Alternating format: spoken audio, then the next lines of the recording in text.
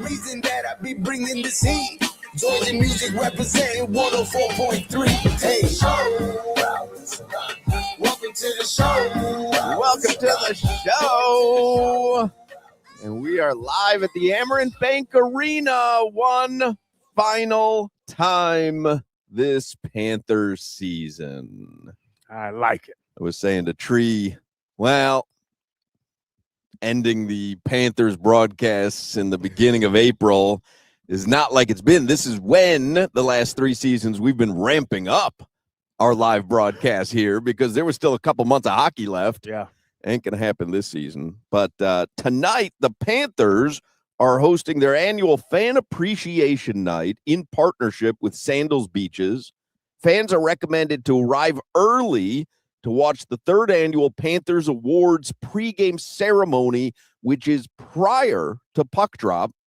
And then fans are encouraged to download the Panthers Game Day app to participate in select experiences and giveaways throughout the night. And the night will conclude, everyone's aware of this, with the jerseys off our backs post-game, where you can actually get a game-worn jersey just thrown to you right over the glass.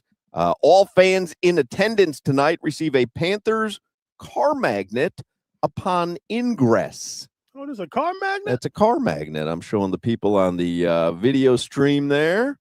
Panther fan on board. Got ourselves some magnets. Oh, this is going on the truck. So when you get into the arena tonight, you'll get a Panthers fan magnet, and we'll have some fun tonight as the Panthers play a team in this hockey league. I'm going to find out who it is. The Rangers. Is it the Rangers? Yeah. All right. That's what I was looking for. That's what I was hoping for. Because I'm walking in, and the guy's like, hey, y'all are always here. Last game, they're kind of struggling this year. He said it's going to be Madison Square Garden South tonight. Probably. Well, there is one more game, though. They are here Wednesday night. Oh. That'll end the campaign. So, and then the Panthers, or the Heat, they ended. They ended last night. Now you've got the postseason or the play-in. We could actually repeat last year's show today, because all I have to do is say, well, Rory McIlroy just won the Masters, and the Heat are headed to the play-in tournament. And like we could just that was last year. Now we were talking about a Panthers playoff run, and could they repeat as well? We won't have that. Consistency is the best thing in sport. Rory McIlroy won the Masters. Heat and Hornets tomorrow. That's your play-in game for the 10-seeded Miami Heat. Heat and Hornets tomorrow. Bill Simmons had a funny idea on his podcast. He said the loser of Heat Hornets has to take Terry Rozier back. That's a good thought. Put something on it. Yeah, let's have some stakes here. Let's have some real stakes. It's tough. I would say that if Spo's so great, he could find a way to win one. Well, game. I think they're going to need to win 2 to get to the playoffs. I don't think it's unheard of that the Heat could rattle off 2 wins in a row. Mm-hmm. It also wouldn't surprise me if they were done after tomorrow night. Not at all. I'm kind of is it still they lose by 20, win by 20. You're not surprised. Correct. That's not a what good were they?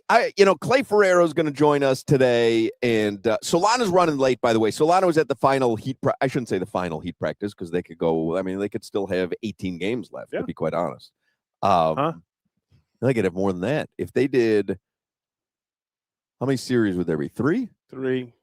So if they swept everybody, it'd be 12 13, 14. 2 playing games and then 3 series of sweeps. 3 series total? Yeah. 3 series gets you to the championship? You only have to win 12 games? Believe so, or right? 16?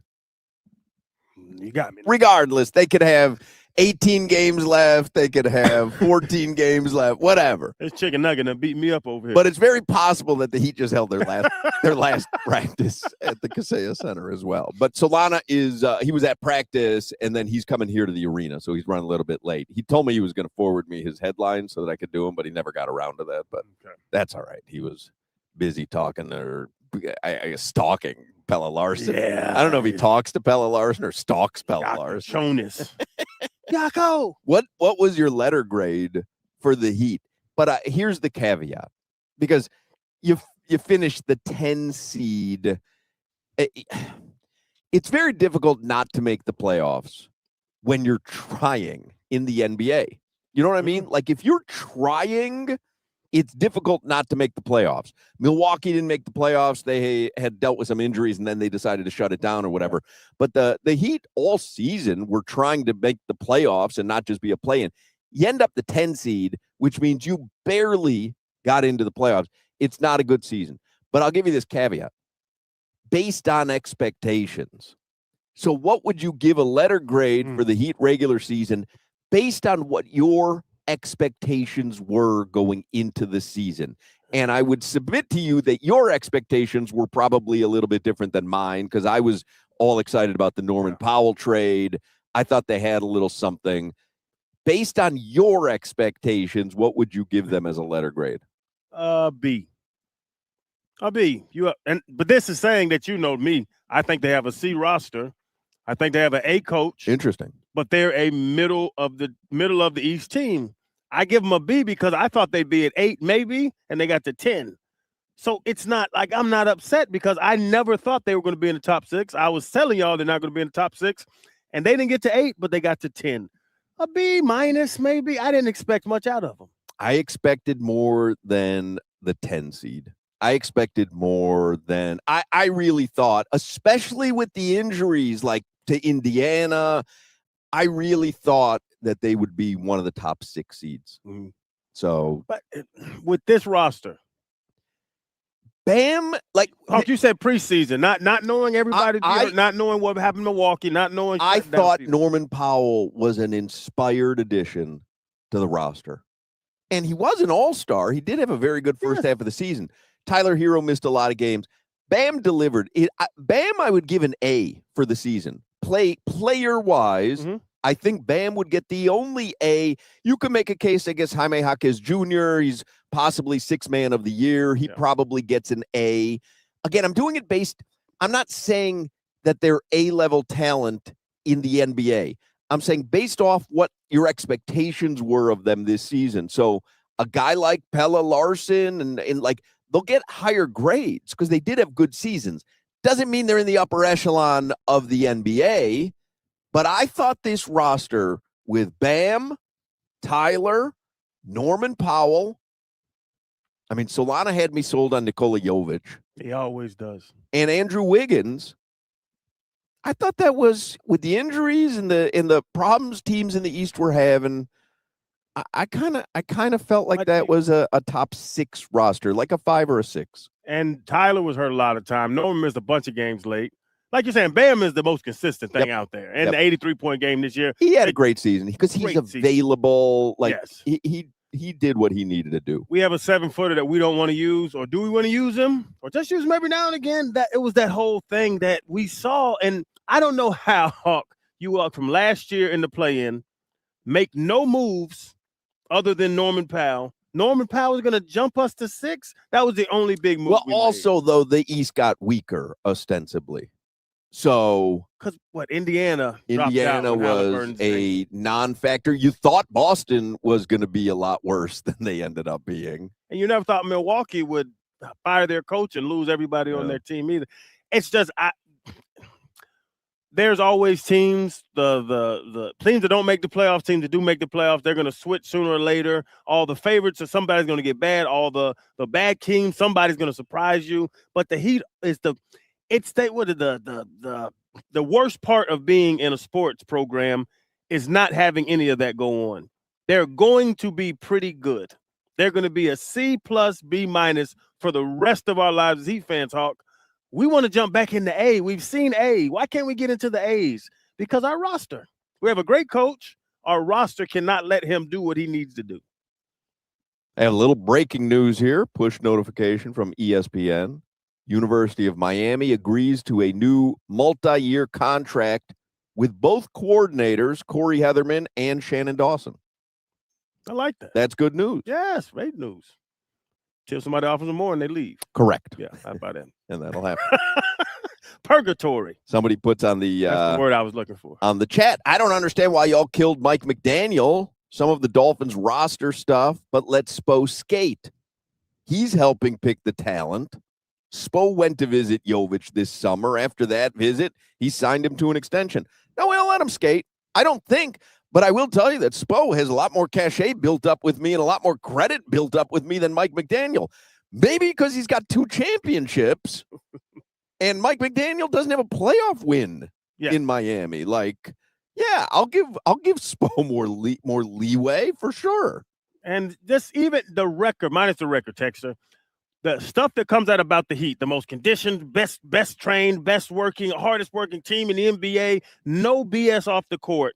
None of that stuff where we hear about Mike McDaniel. Raheem Mostert just said he was getting slapped by players. Like, is a McDaniel versus Spo conversation even worth it? Spo is a Hall of Famer. McDaniel is not a Hall of Famer. As we sit here today in All Sports In. All right, well, let me do headlines here, even though I don't have them. Headlines are brought to you by Doral Kia. You always pay less with your Pricito at Doral Kia. Visit them at Doral Kia or DoralKia.com. Again, Solana told me he was going to email me the headlines just a few minutes ago, but never really panned out that way. Heat, they won yesterday, so they are the 10 seed. A couple other things happened, and now they are in Charlotte. They're leaving today. They're in Charlotte tomorrow. The game tomorrow, by the way, is only on Prime Video. There is no local broadcast of the play-in. When I say local broadcast, I mean television. Yeah. There's no local television of the play-in or round 1. Used to be that the play-in and round 1 would be covered by FanDuel Sports, and that doesn't happen anymore with the new TV deal. So the only way to watch the Heat tomorrow night is Prime Video. There is no local. A lot of times, if you get a football game, Dolphins playing on Prime Video or Peacock, they also have to have a local affiliate in case you don't have one of those. That's not the case with the NBA.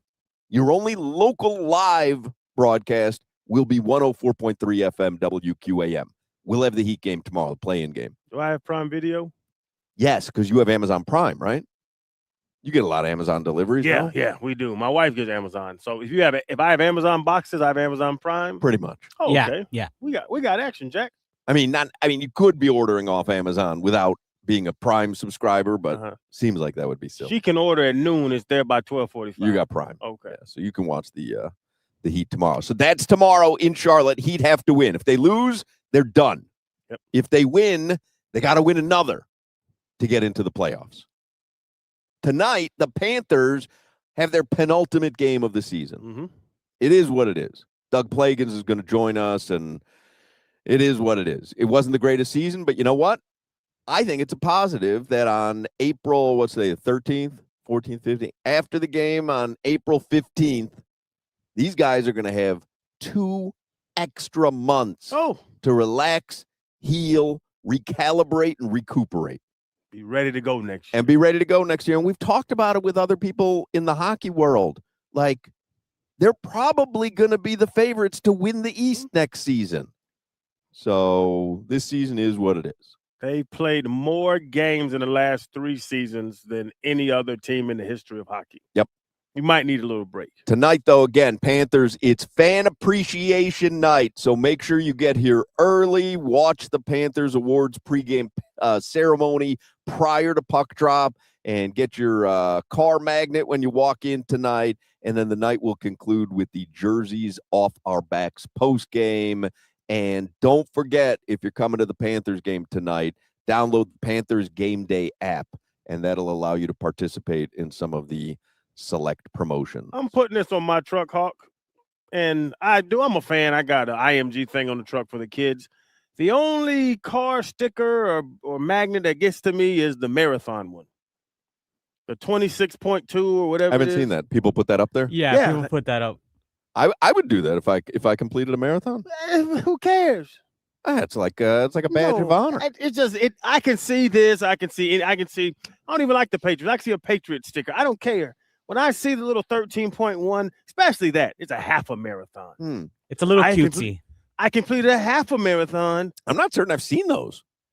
You probably didn't notice because you thought it was a radio station or something. Right. It doesn't say anything around it. It just says 13.1 or 26.2 or whatever it is. It's just a number point something, and it means full marathon, half a marathon. Huh. I think it's kind of silly.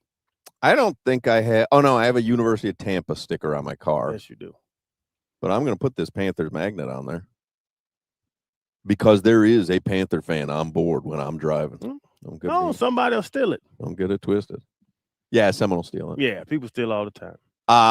Rory McIlroy did win the Masters yesterday, much to Crowder's chagrin because he sold his winning bet. Ooh, I got back in. You did?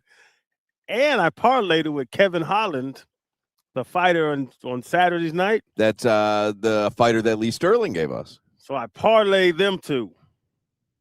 So I sold Rory, parlayed Holland and Rory again, and hit him again. You can't complain about a weekend like that. Ooh, that's a nice little hit.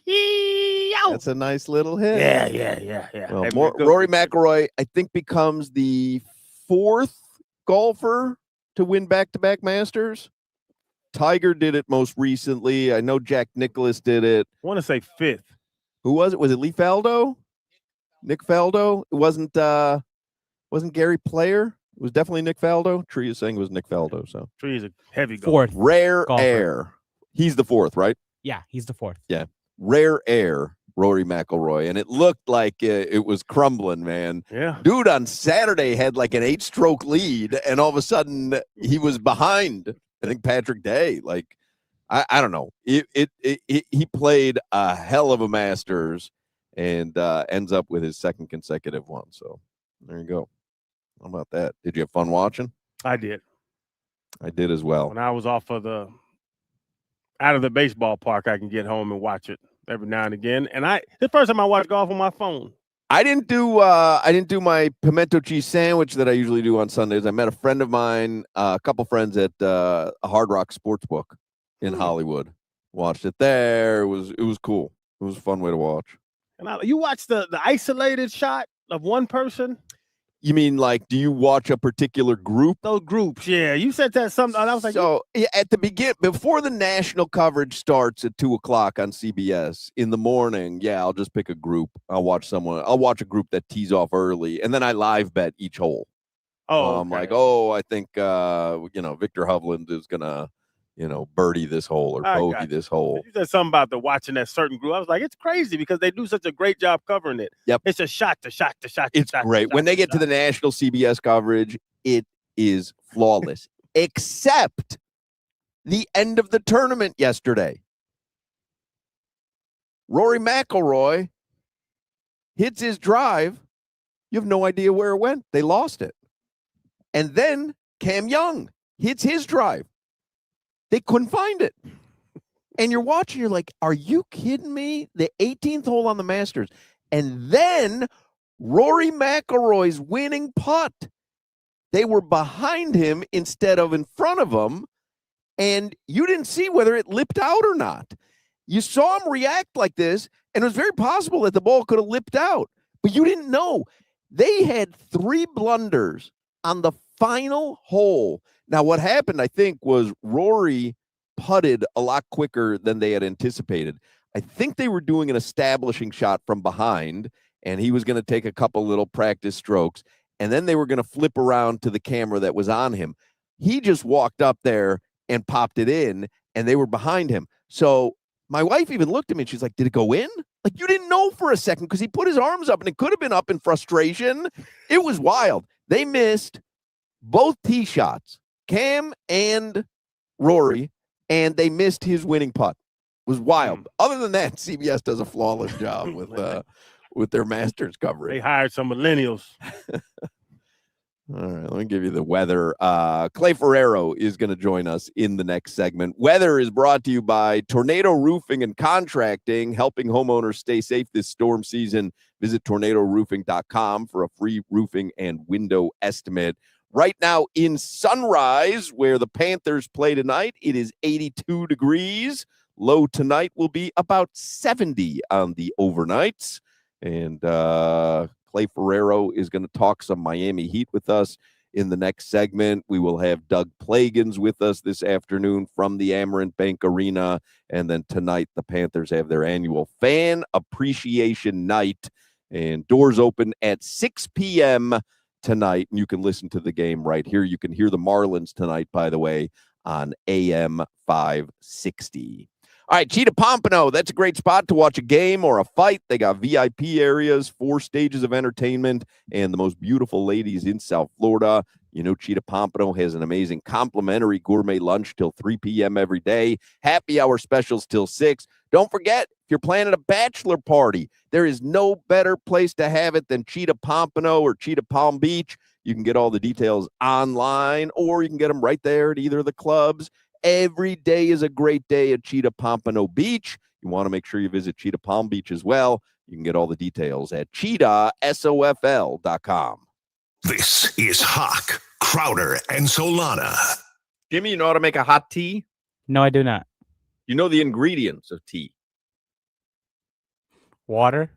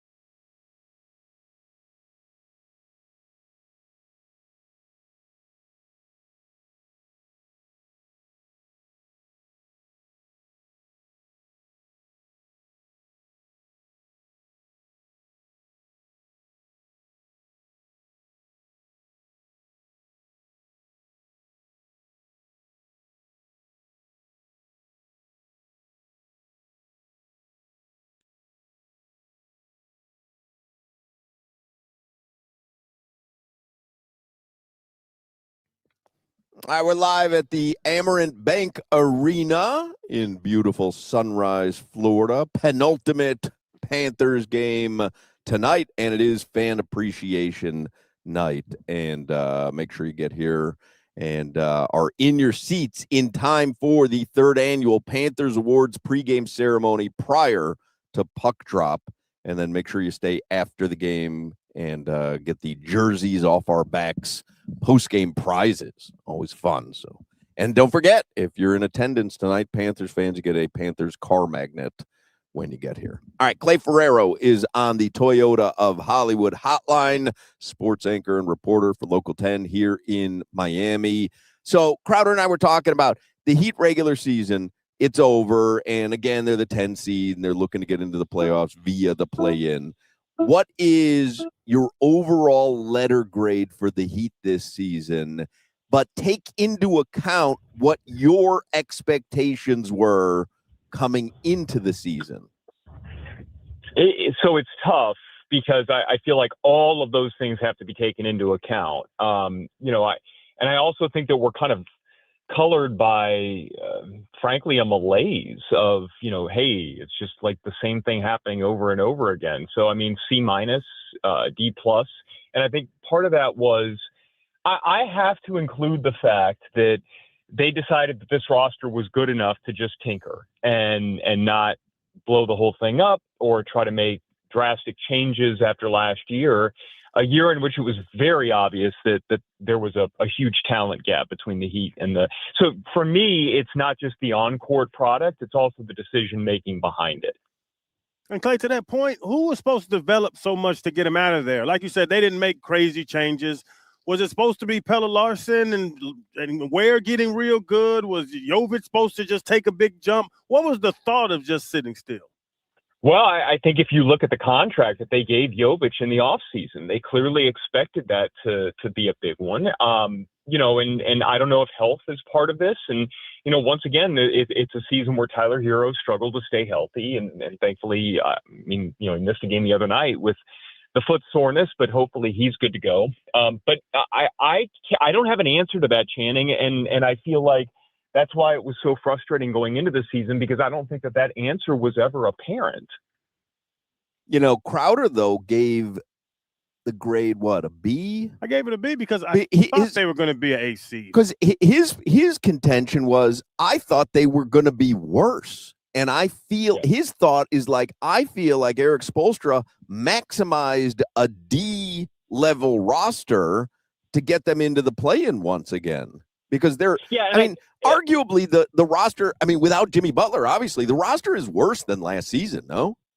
Well, yeah, and that's where I'm going back to, I'm including the offseason and the roster moves as part of this. I'm grading the organization. I don't necessarily disagree with Channing. I think that where I would have an issue with giving Spoelstra that grade is, how can we not figure out this Khalil Ware stuff and find a way to get him, where are you with this, where you've got these young players that you seem to feel like have to take this great step in order for you to compete? Because if we're going back to the beginning of this, where who was the player or who were the players that were supposed to step up? Well, look at those players. Khalil Ware is in and out of the lineup, and we only have vague descriptions of why, and he's not being allowed to work through the problems on the court, which there could be any number of reasons why that is. Nikola Jovic, same thing. And I thought Jovic at the very least was pretty transparent about some of the issues. He said the offense is confusing for my game. Last year I felt like I was really comfortable in getting to the spots where I know how to score, and this offense, it doesn't really fit what I do, which is, I guess, good to hear, because you kind of understand at least the thinking behind all of this, but not so great to hear because it was this philosophical change.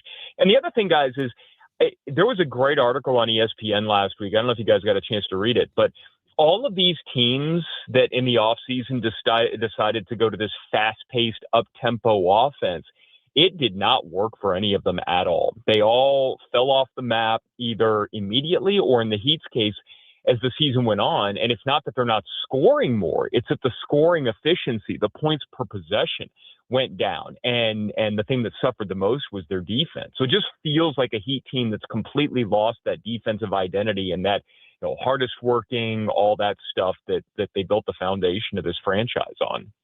And Clay, talking about where Whiteside pops up in my mind so much. Talented, huge 7-footer. And it's just like Spo, I don't say Spo doesn't know how to use them. I'm sure Spo knows how to use them. Is it that mental side of it on those big guys? You hear Ware, that question of his work ethic. Is there any comparison to the Ware Whiteside situations?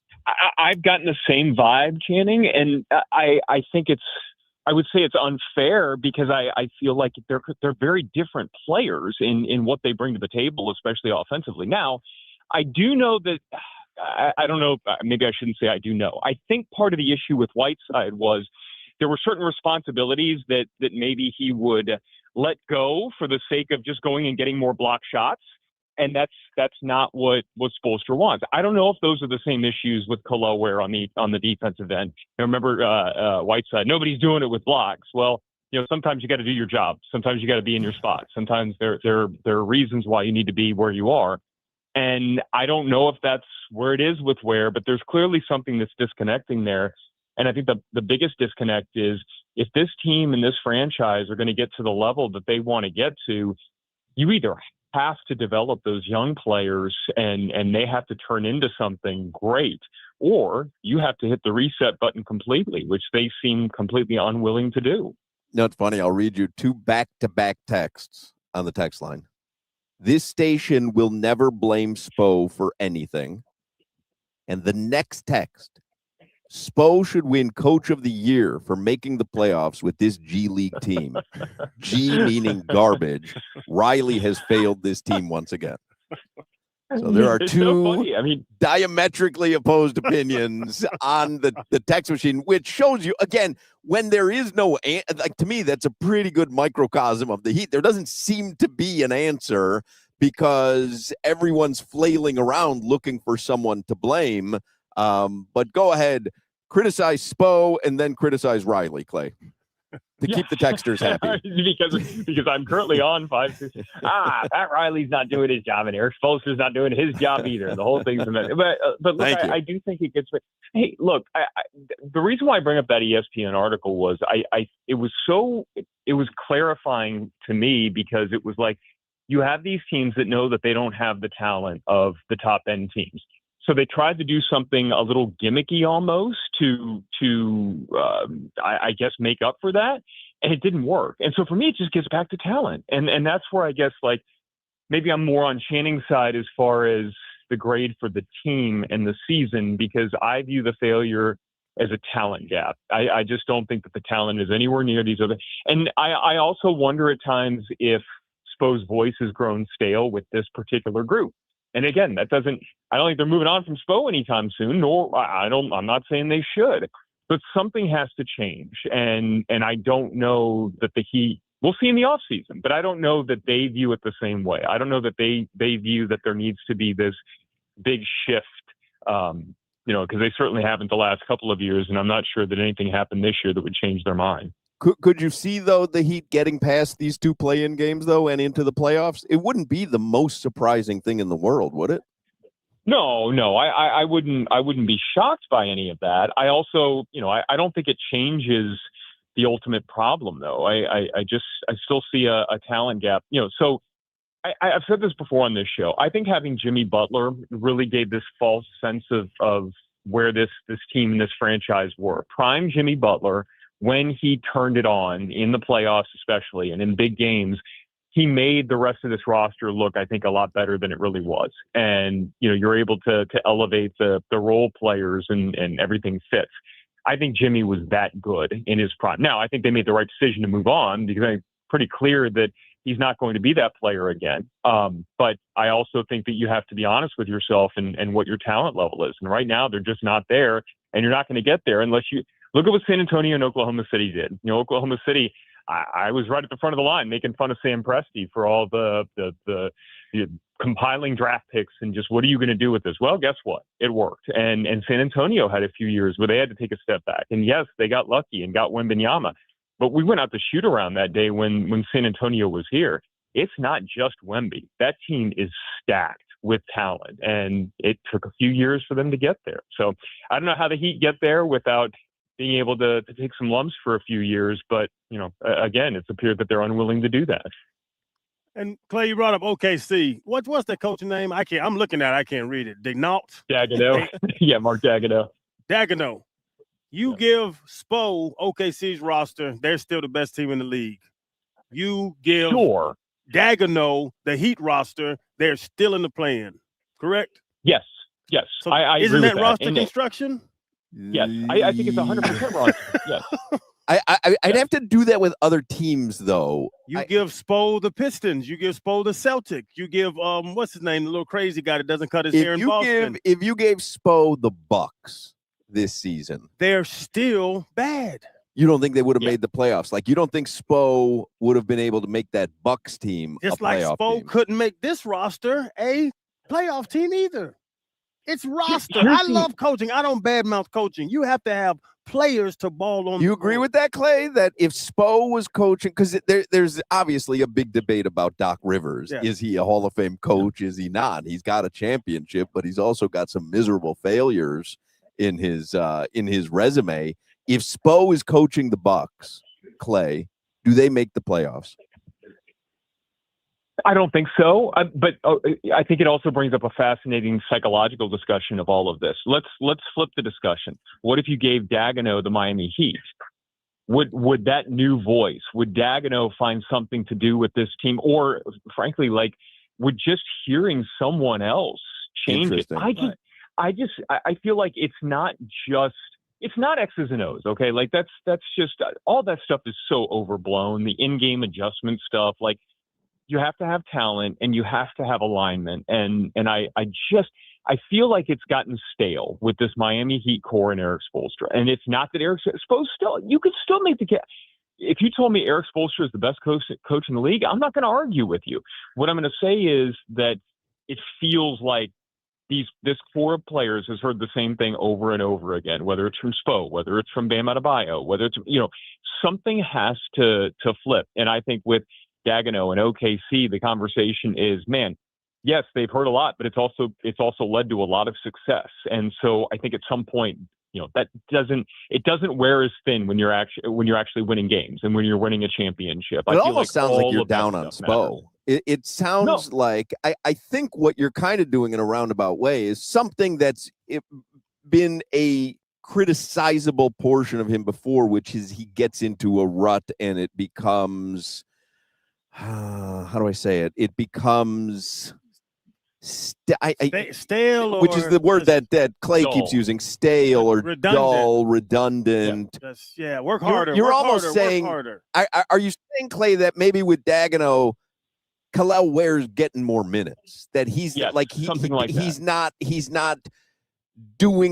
approaching him the way that Spo approaches him. Yes, and now on the flip side of that, Spo could go to OKC, and all of a sudden Chet Holmgren becomes like this. Maybe we're talking about him as being a generational player, and he's still a very good player, right? Like he still brings a lot to the table, and all. Or maybe SGA is even better, and so, or maybe here's another one. We know that Anthony Edwards loves Spo. What if Spo's coaching Minnesota right now? Then maybe we're talking about that team as a title contender. So it's not that I'm down on Spo. I feel like I'm down on the Spo, this Heat core dynamic. It's stale right now. And by the way, to extrapolate from what you're saying, one of two things has to happen. Either Spo needs to go or get a whole new approach to coaching, or you need new players in here, which I think is which is what I think you're trying to say, correct? Yes, exactly. And Spo ain't going anywhere unless we get to the point where Riley's like, that's it. Like I'm ready to go and hang out in Malibu, and Spo moves up to the front office, a la Brad Stevens, and they bring. And even in that, I just feel like the bigger issue is the roster, period. And I think it's a talent issue, and I also think it is we've heard the same thing over and over again issue. And the reason why people, getting back to what Channing said, The reason why people want coaches fired all the time is because it's much easier to get rid of one person than it is to get rid of 53 if you're an NFL team, or get rid of 12 to 15 if you're an NBA team. But a lot of times that's not the main problem. And I feel like that's kind of where it is with this team. So for me, I would love to keep Bam if at all possible. Anything beyond that for me is on the table. I love Pella too. Pella feels like, now he's not a guy that I would say, hey, we got to keep him off limits in a deal for a major superstar. But those are the two players that I look at and I say, anybody beyond that, I feel like you can move on from and try to feel like there's something long-term that you can fix with this team and make better. You watch any of the Masters, Clay? I didn't. Really? I can't get into it since Tiger. I can't get into golf, period, since Tiger's not a part of it in a big way anymore. Rory's pretty damn fun to watch, man. He's pretty He damn is. dominant as well. I'm with you. When Tiger's in it makes it better, but man, Rory is something special. We might be witnessing something special here with him. Sorry, I was falling asleep while you were saying that. Yeah, not a golf guy, huh? No, I actually love Rory. Rory covered him a couple of times up in West Palm, and just a great dude to be around and hear him talk, and like I love this. You know, sometimes it feels like a lot with the European golfers, especially. There's just like this, man, they just want to drink beer and hang out and have fun. And like, I'm never going to root against the U.S. at the Ryder Cup ever. I love seeing the U.S. win the Ryder Cup, but seeing these European guys, like, you know that they're going and partying like the Florida Panthers every time they win the Ryder Cup. And, it's just not on social media everywhere. And Clay, I asked Will this too. If you don't golf or fish, what are you going to do when you retire? Talking about me? Yeah.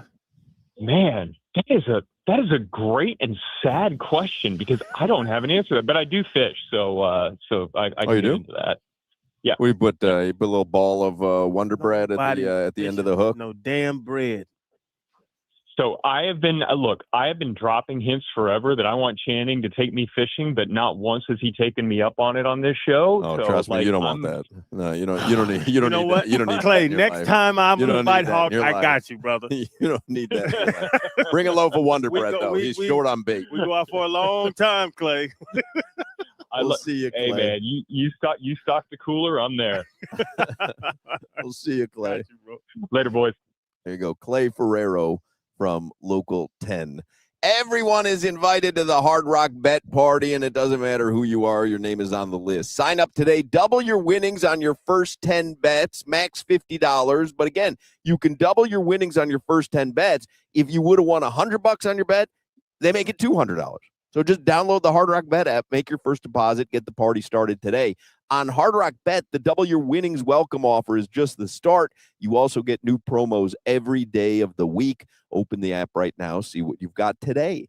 The NBA playoffs are here, and every night is a shot to score a major bucket on Hard Rock Bet, the official sportsbook partner of the Miami Heat.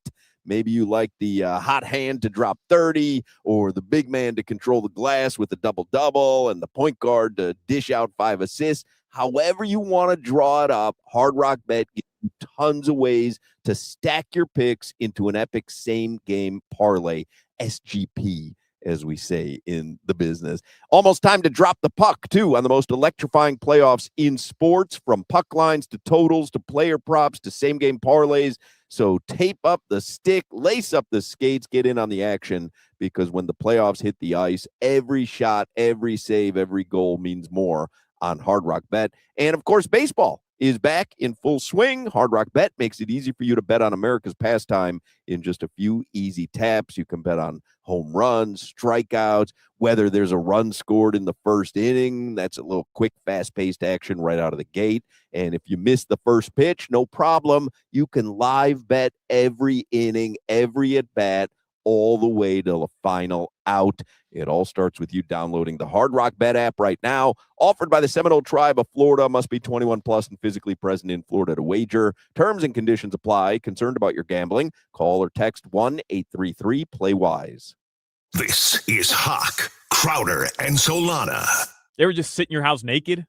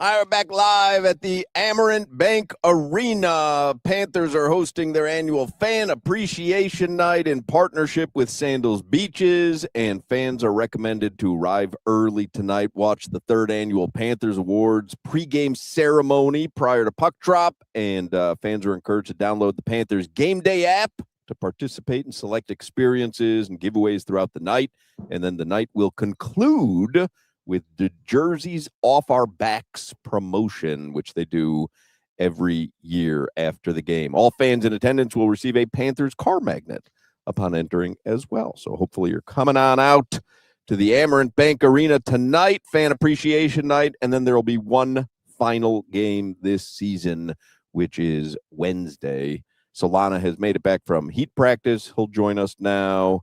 We just found out from a couple of the security guards here that Rondé Gadsden is the new commissioner of some flag football endeavor.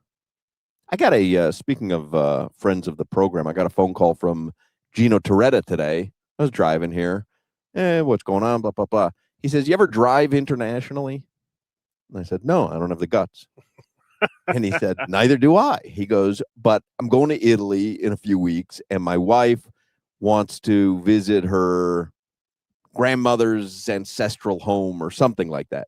And he's like, I looked, there's like a train that can get me like 40 miles, near the village. Then I'd have to take a car or whatever, like a car service and stuff. He's like, or, I could just rent a car, and they're telling me that it won't be that big a deal because it's not in the city. It's going to be, windy country roads. And I'm like, yeah, no, I get nervous. I rented a car in Alaska once. I was nervous. Why? That's foreign driving. Like, I can't. I drove in Italy. No problem. Yeah. Oh, you got to tighten up. Tell Gino to tighten up. I don't like it. I don't like driving internet. And then he's like, how do I get an international license? He's like, don't need one. Well, you do need one. No, you don't. Yes, you do. Hoch, I rented a car in Italy. I showed up to the spot. I said, I need a small SUV for 5 people. Gino literally just told me an hour ago he's researching it, and he's got to go get an international driver's license. Researching. Go rent a car and drive on the other side of the road. I drove from Rome. You don't want to be illegal. I drove from Rome to Naples, and then I drove the Amalfi Coast in Positano, which was probably the most dangerous thing I've ever done, granted, but it was fine. It was perfect. Nah. Was it right side or left side? I don't know. Yeah, I don't like it. Every time we travel, especially to the Caribbean, Jamaica, Turks and Caicos, Cayman Islands, I get my own car. Not for me. You're scary. Yeah. I am. Yeah, I don't like that. I was pulling your man card there. No. That's why I don't want to drive internationally. I'm scared of it. So is Gino. I don't do that. Yeah. I don't even like driving in Canada. I had to go to the flew into Buffalo and went up to the Niagara Falls on the Canadian side. Count me out. I needed a couple days to recover from that. A couple days? Yeah, I don't like it. Gracious. I don't like it. Look up the Amalfi Coast. The roads, they wind on a mountainside. You're basically on a cliff, and you would think only motorcycles, tiny cars should be legally allowed to drive there. They've got these double-decker buses, 18-wheelers coming through. They don't fit. But they do it anyways. I don't know how, but they figure it out. Oh, no, like in DR, it's like that. Huge trucks flying on these 2-lane roads, and you just got to move to the dirt, get your couple tires in the dirt, come on back up and keep riding. Yeah, but why would I need to be driving in the DR? Go around, go see some places. But can't I just get an Uber? No, I want to go explore the real island. I don't want to sit at the little port where everybody sits and I'm at the Senor Frogs. I want to ride out. Exactly where I want to be. I want to ride out and see what it really looks like. That's exactly big yard guy, are you, Hoch? I want to be at Senor Frogs all day. Nachos, a yard. Yeah, that's all I need, man. I'll see you there, Hoch. Yeah, Jimmy, you ever drive internationally? Never. Yeah, me neither. Manhood. Anyway. All right, let's get headlines here for the 3 o'clock hour. By the way, WQAM's Whiskey Stars and Cigars, presented by Edmore Sawgrass Auto Mall, returns Friday, May 8th. And you can come out. We have had an awesome time every time we've done one of these. You come out, you hang out with the staff. We have sports conversations, or we just blow smoke in each other's faces, whatever you feel like doing. Argue. We're going to be at Tabacone Cigars and Spirits at Plantation Walk. Enjoy a nice Scotch whiskey from Johnny Walker and a smooth cigar from Drew Estate. The event is free. You just have to come on by and get all the info now at WQ. You're late showing up to the show. Now you're going to crinkle the wrappers on the first segment. Why don't you just sit down, participate in the show, pay attention. You haven't been here for a full hour because you're running on your own schedule. Put the candy down. Put the candy down. Talking to me? Put the candy down. There you go. Act like he's 6. You saw my parenting. Put the candy down. Put the candy down. I was locked in. Anyway, we'll be at Tabacone, and the event is free. You just stop by, get all the info right now at WQAM.com. You got to be 21 or older. It is May 8th. Tabacone Cigars and Spirits at Plantation Walk. Whiskey, Stars, and Cigars, presented by Edmore Sawgrass Auto Mall. 4 brands, 1 location, your local Cadillac, Buick, GMC, and Chevy dealer. And there's an added bonus for this Whiskey, Stars, and Cigars. I will not be there. Oh. So you will have a better time than you have ever had at Whiskey, Stars, and Cigars, because you don't have to worry about me talking your ear off. May 8th? May 8th. Yeah, I got it in the calendar. All right, let's do headlines. Brought to you by Doral Kia. You always pay less with your Pricito at Doral Kia. Visit them at Doral Kia or DoralKia.com. Based on the conversation I heard you guys had with Clay Ferrero, doesn't seem like anybody's too optimistic about the Miami Heat. I'm not, like moving forward, I'm not counting them out winning tomorrow and even advancing to the playoffs, winning 2 games. I'm really not, because I don't know who they are. They're the most schizophrenic team that we've ever seen.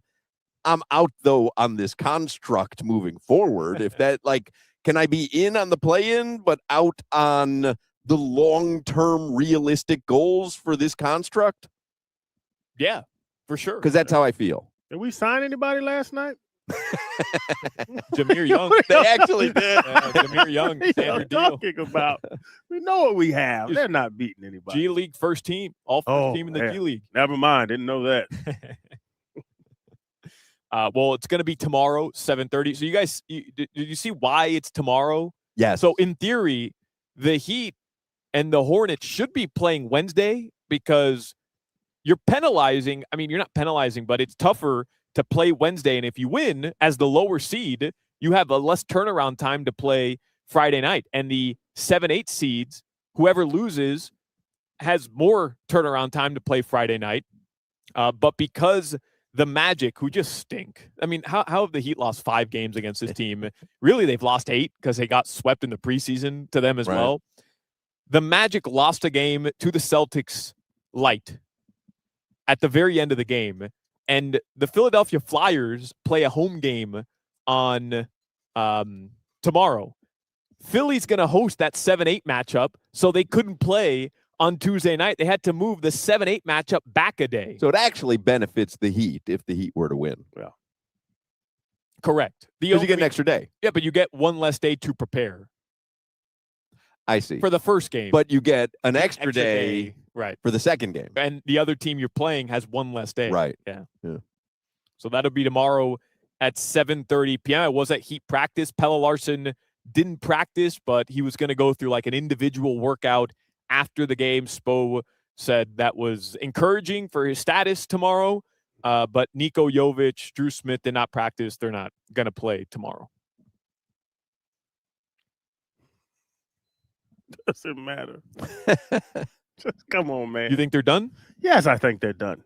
You don't think they can go to Charlotte and win? I think they could beat Charlotte. Now, I love Kobe White. I'm a big fan. Didn't Charlotte go on a run late in the season? No, yeah, they've been one of the best teams since January 1st, but they were still the 9 seed. It's not they're just the Pistons. Yeah, I'm not that close to Charlotte. I'm not watching all the games. I'm not talking about the games every day, but the Heat aren't that impressive right now. It's more of a testament to how we feel about the Heat than how we feel about the Hornets. Yep. If they were to make it out of the play-in, it's Detroit. Detroit, Sunday, 6:30, round 1, game 1 in the Motor City. All right. No good. No good. No good. Mm-mm. I don't know. Bro, Oh, yeah. that team outclasses you. I'm more concerned about tomorrow in Charlotte than I would be in the first 2 games on the road in Detroit. I'm not saying the Pistons aren't good. The Pistons are legit good, but I feel like the Heat have beaten them twice already, once in Detroit, once in Miami. It wouldn't be the Cavs series from a season ago, is all I'm saying. If the Heat got through these 2 play-in tournament games and played Detroit, I mean, they were outclassed by the Cavs last year. It was a laughingstock, the most lopsided series in NBA playoff history. That wouldn't be the case if the Heat. But got you to wouldn't that have first said round. that going into the Cavs series. That Cavs series shocked everyone. That did not play out the way we thought it was going to play out. Not saying that we thought Heat were going to win, but you would have said that same exact thing going into the Cavs series. Not too nervous about the Cavs. They're not going to be able to suffocate the Heat like, say, and It's just I feel like you might be falling into that same trap. and the concept of I'm more scared of the 9 than I am of the 1 is crazy. Why? That's crazy, Solana. Just matchup based, man. It's It's not matchups. matchup nothing. It's matchups. Happens in the NFL all the time. Maybe there's a better team overall, but you match up better with that team who has a higher seed than you do against the wild card team. Just matchup based. Okay. Who matches up with Cade Cunningham? We don't match up better with any teams in the top 8 all year. I just want to know where our matchup advantage is. Crazy. Andrew Wiggins. He Come on.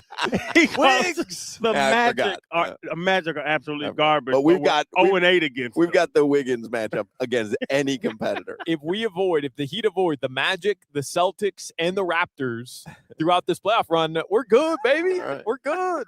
Okay. And any team from the West. Okay. If they could win a title by not playing Right. any team from the West. Could happen.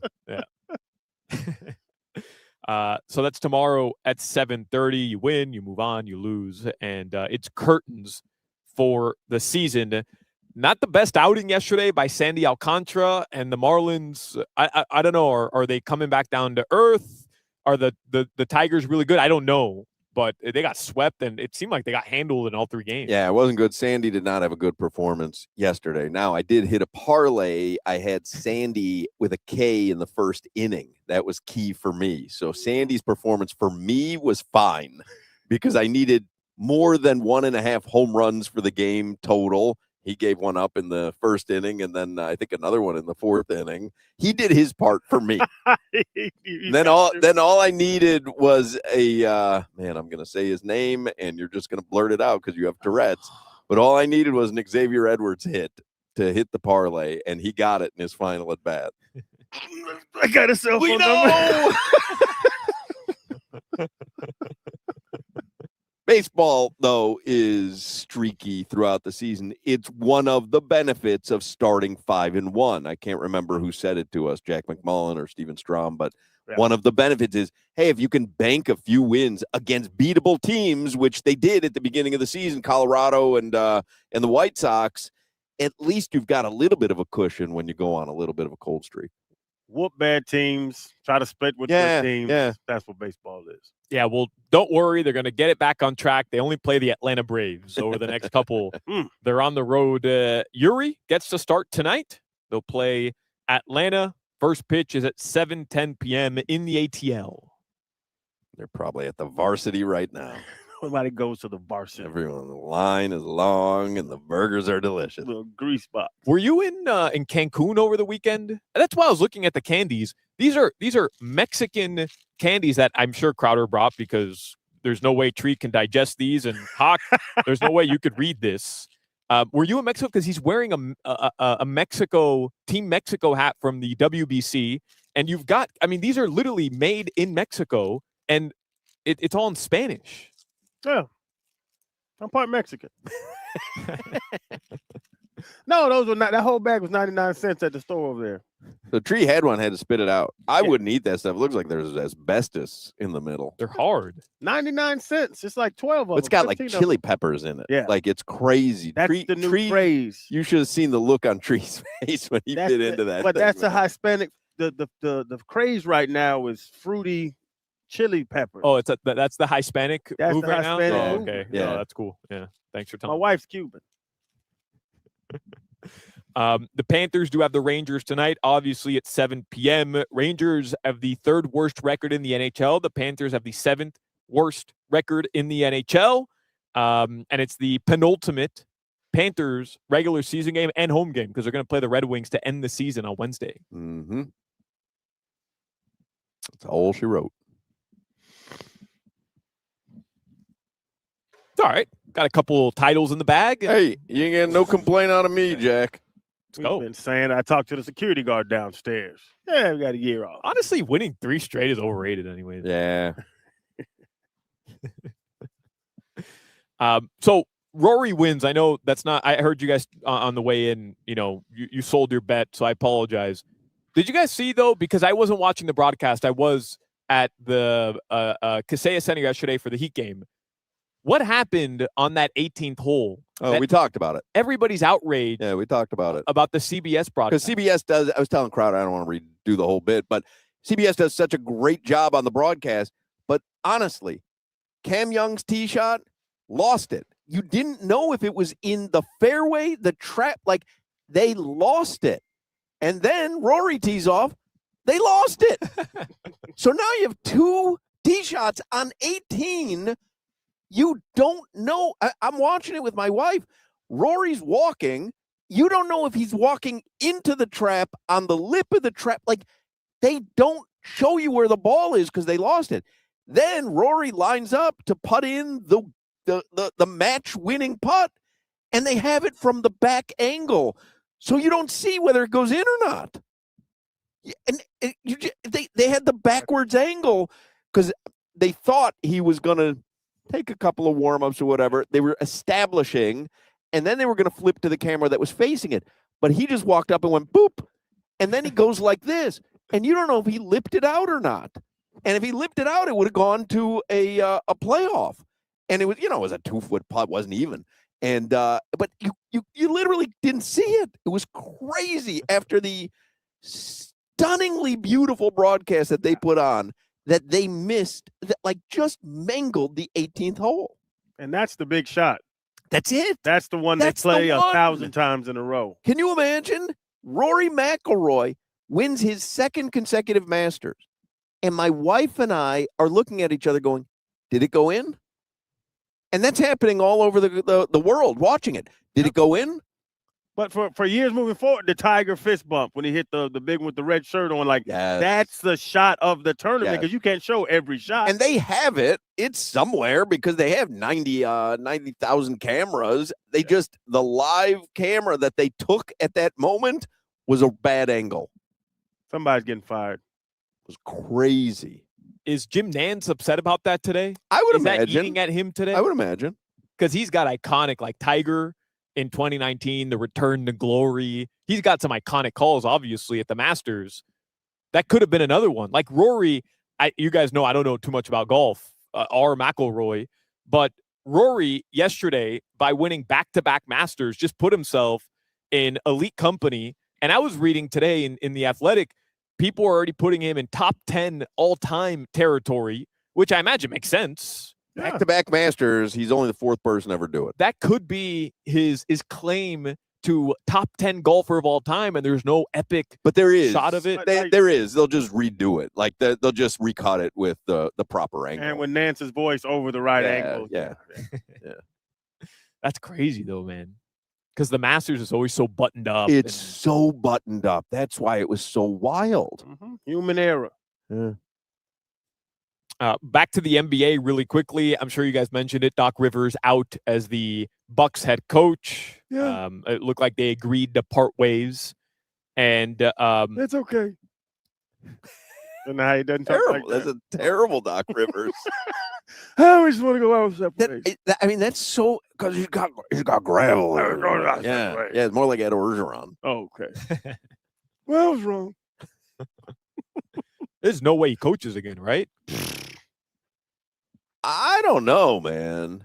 he's going to have a job. I won't say tomorrow, but he'll have another job. I mean, he's a young guy. If he wants to coach, he can. If he wants to broadcast, he can. If he wants to continue acting, he's very good in Uncut Gems. Oh, goodness. If he wants to continue his acting career, he can do that as well. I mean, the world is his oyster. Our friend John Morant will not do exit interviews with the Memphis media. Their season ended yesterday. All right. I don't know if that matters to anybody. He gone. Yeah, he's out of there. And then they'll fine him $50,000 or something, but he doesn't care. Luka is ineligible for postseason awards. He didn't meet that 65-game threshold, but people are pointing out the irony that the guy who led the NBA in points scored this season, and he was second in points, rebounds, and assists combined, isn't eligible to be on the first, second, third team All-NBA list or any postseason awards. I heard them NBA Today, one of them shows, you can appeal that. That 65 game is not just a set rule. You can appeal it, and the league can come around and say you can. Well, it's really? 64, 63. Yeah. No, I think he didn't do it. I think what it is that Adam Silver can just come out and say, hey, I'm overruling this. I'm overruling it. I'm the commissioner. Is it really a rule then? Right. Well, it's a rule, but like he has executive order power.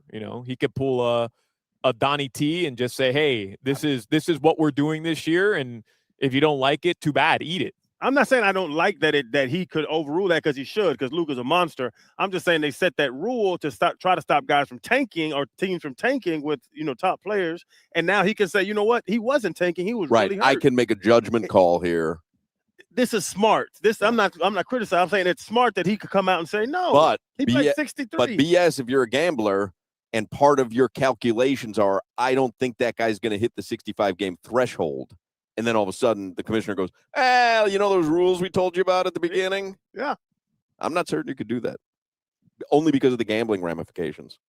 No, they can't. They can't even take that into account. Sure they can. They have partners that are right. They're in bed with all these. It's why they have all the injury reports that come out, because they acknowledge that you can't fix stuff. Everyone needs to have the same information. So I do think they have to take it into account. It's a slippery slope, because then I'm just going to use an example. I don't know if there's any truth to it, but Joel Embiid maybe 2 seasons ago missed that 65-game threshold by 2 games. He's going to come out and say, hey, hold on a second. What about me 2 years ago? I was really hurt. Why wasn't I given this executive order to be in running for those awards? Or for the guys that you've explained it before, you have to have so much. You got to get an all NBA or second team to get the super maxes. And if they miss it by 2 games and they miss out on $50 million, hey man, what's up with that? You say I'm trying to play. I sprained my ankle. Oh yeah, the gamblers were betting against you not playing the last 2 games. It's a slippery slope. I know what you're saying, Hoch. I think that you need to do it Mike McDaniel style. Everyone gets an MVP trophy and a wedding cake. I was 8th team All NBA. Yeah. 8th team. That'd be such a great question to ask Halfley. Like, hey, your predecessor was handing out wedding cakes based on merit and how do you feel about that? Weekly achievements. Will you be implementing a wedding cake prize at the end of every week as well? You can ask all 32 head coaches about wedding cakes, and I'll tell you what the answer is going to be. I'd rather you bring a wedding cake to our broadcast than whatever these candies are. Hey, man, you don't like my picanitas? By the way, I don't know if you saw Solana, but the Miami Hurricanes, Pete Thamel had tweeted out today that the Hurricanes have agreed to a multi-year contract extension with Shannon Dawson and with Corey Heatherman. So both coordinators, multi-year new contracts for the Hurricanes.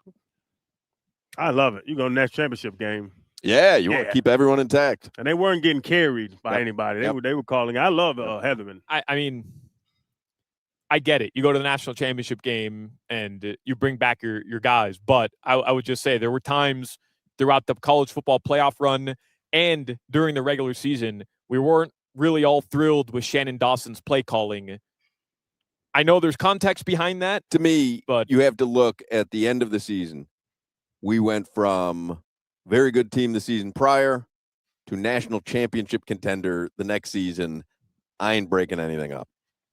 And like Heatherman, I love him. He's aggressive and he Yeah. calls out like him. But your point about Shannon Dawson, the criticism was the decision to be aggressive and when to go after it and when just to When run the the ball. running game was working and then all of a sudden it was non-existent, it was frustrating for sure. Bro, Is that that- SMU no, loss. But come listen, on, man. is that Dawson or is that Cristobal? Right, could be Cristobal. And that's what Cristobal took the heat for it. I didn't know if Dawson's the one that won't stop running the ball, but Cristobal's that pound it down their throat, teach them who's boss type guy. I don't know. I don't know, man. That SMU But that's loss, what was working, was pounding it down their throats, and then all of a sudden they moved away from it. Yeah, but how many times can you just run the ball right up the middle every single time? But when it's working, I'm saying Yeah. stick with it. There were times where that particular strategy was working and they would move away from it. Mhm. There were times where that offensive line was moving people 6, 7, 8 yards at a clip, which you'll do that all day. What was the first loss? Louisville. Louisville. They couldn't run on them. No. Louisville was moving their linemen, all them athletic linemen. They couldn't run on them.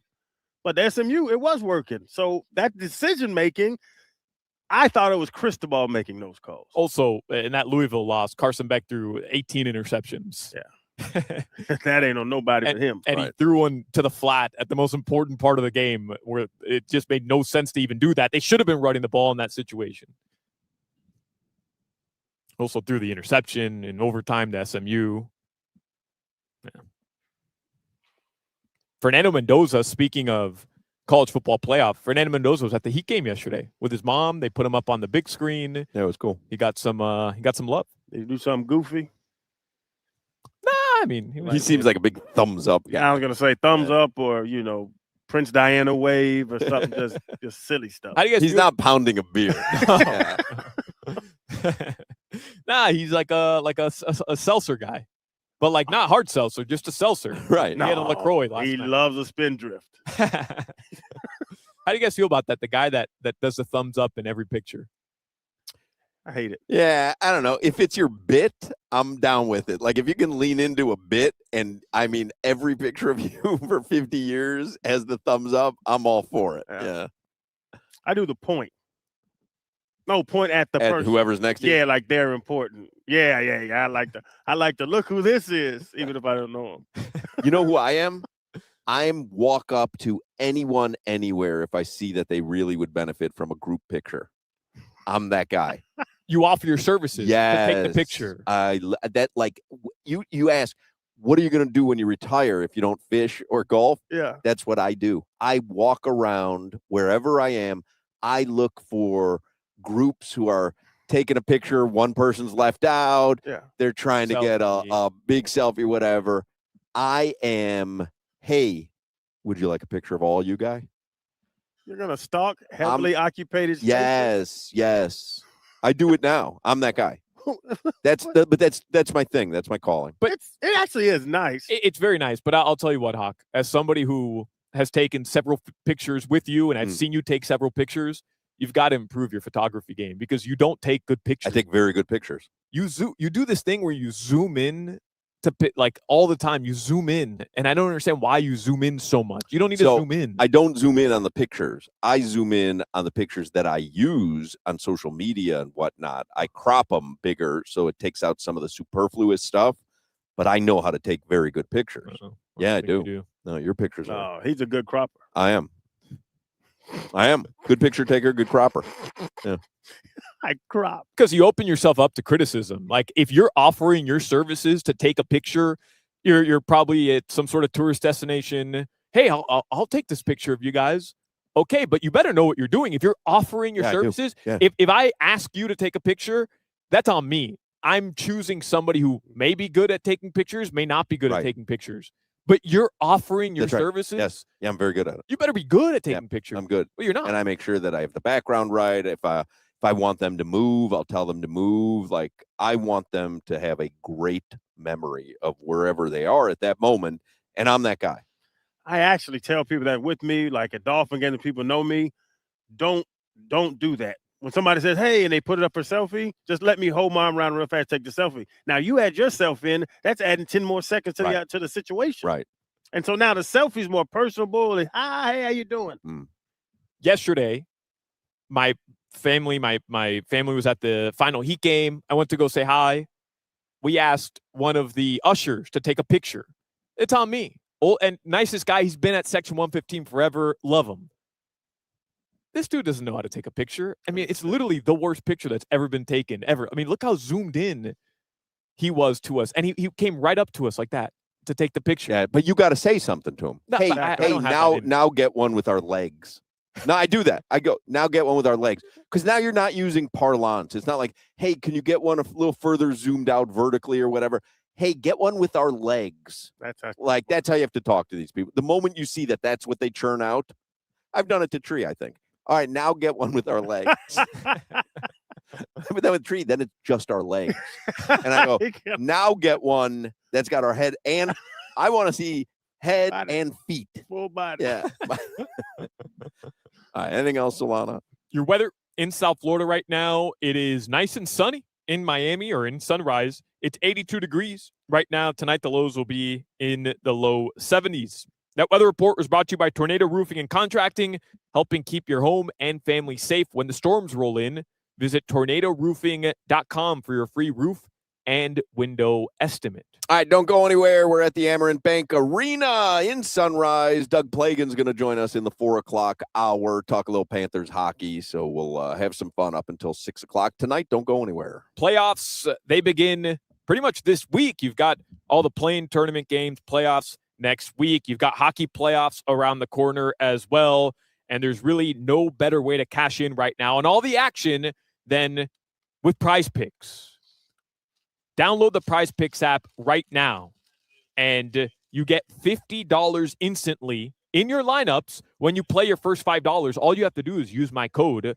That's Solana, Solana. You guys know I've been talking about Prize Picks now for the past 2 months, and I've got all my friends on Prize Picks. I've got all my family on Prize Picks. I know a bunch of listeners who are sending me their set lineups on Prize Picks as well. They absolutely love the app, and if you're a little unsure if you're going to know how to navigate the app, if it's a little too confusing, don't worry. It's so simple. All you're doing is picking more or less on 2 to 6 player stat projections. That's it.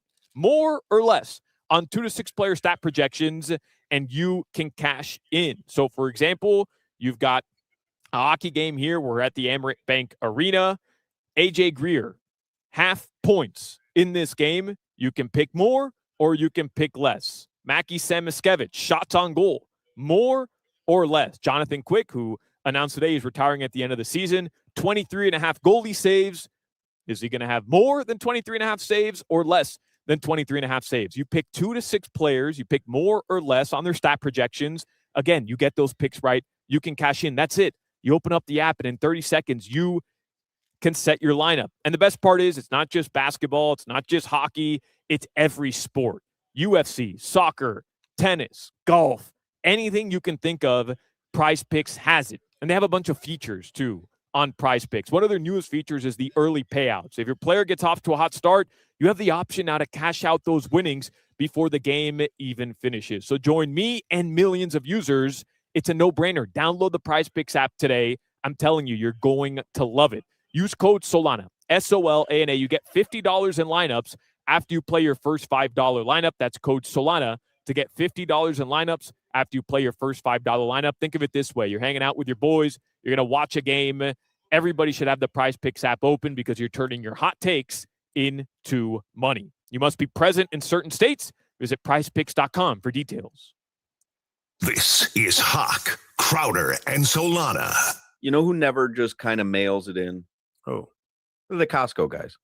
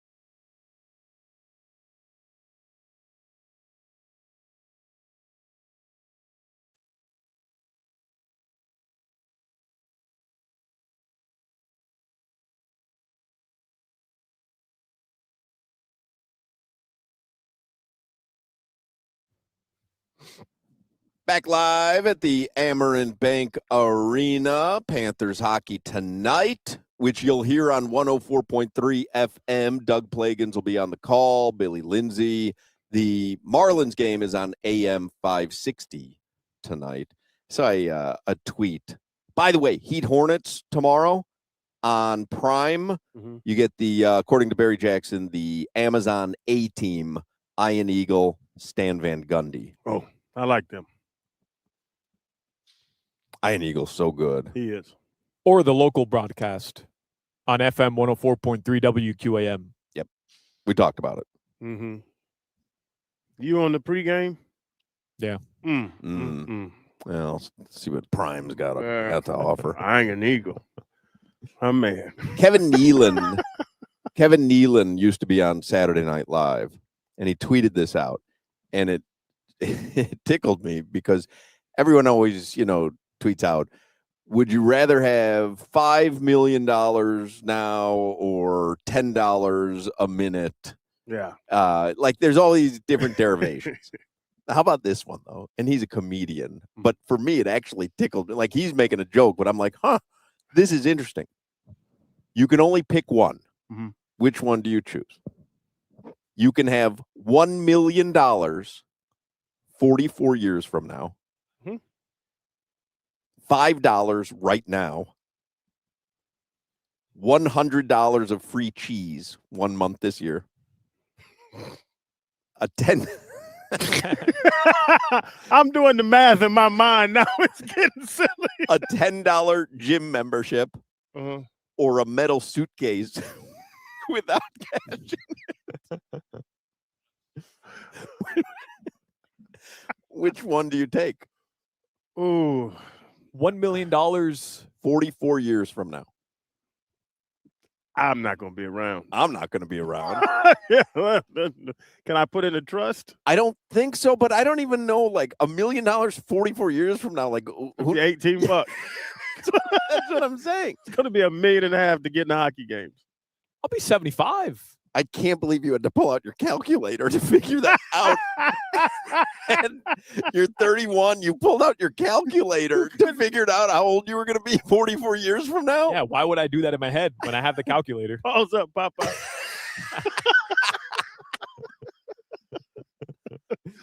Oh, I think I'm taking $100 in cheese. It's probably the most efficient.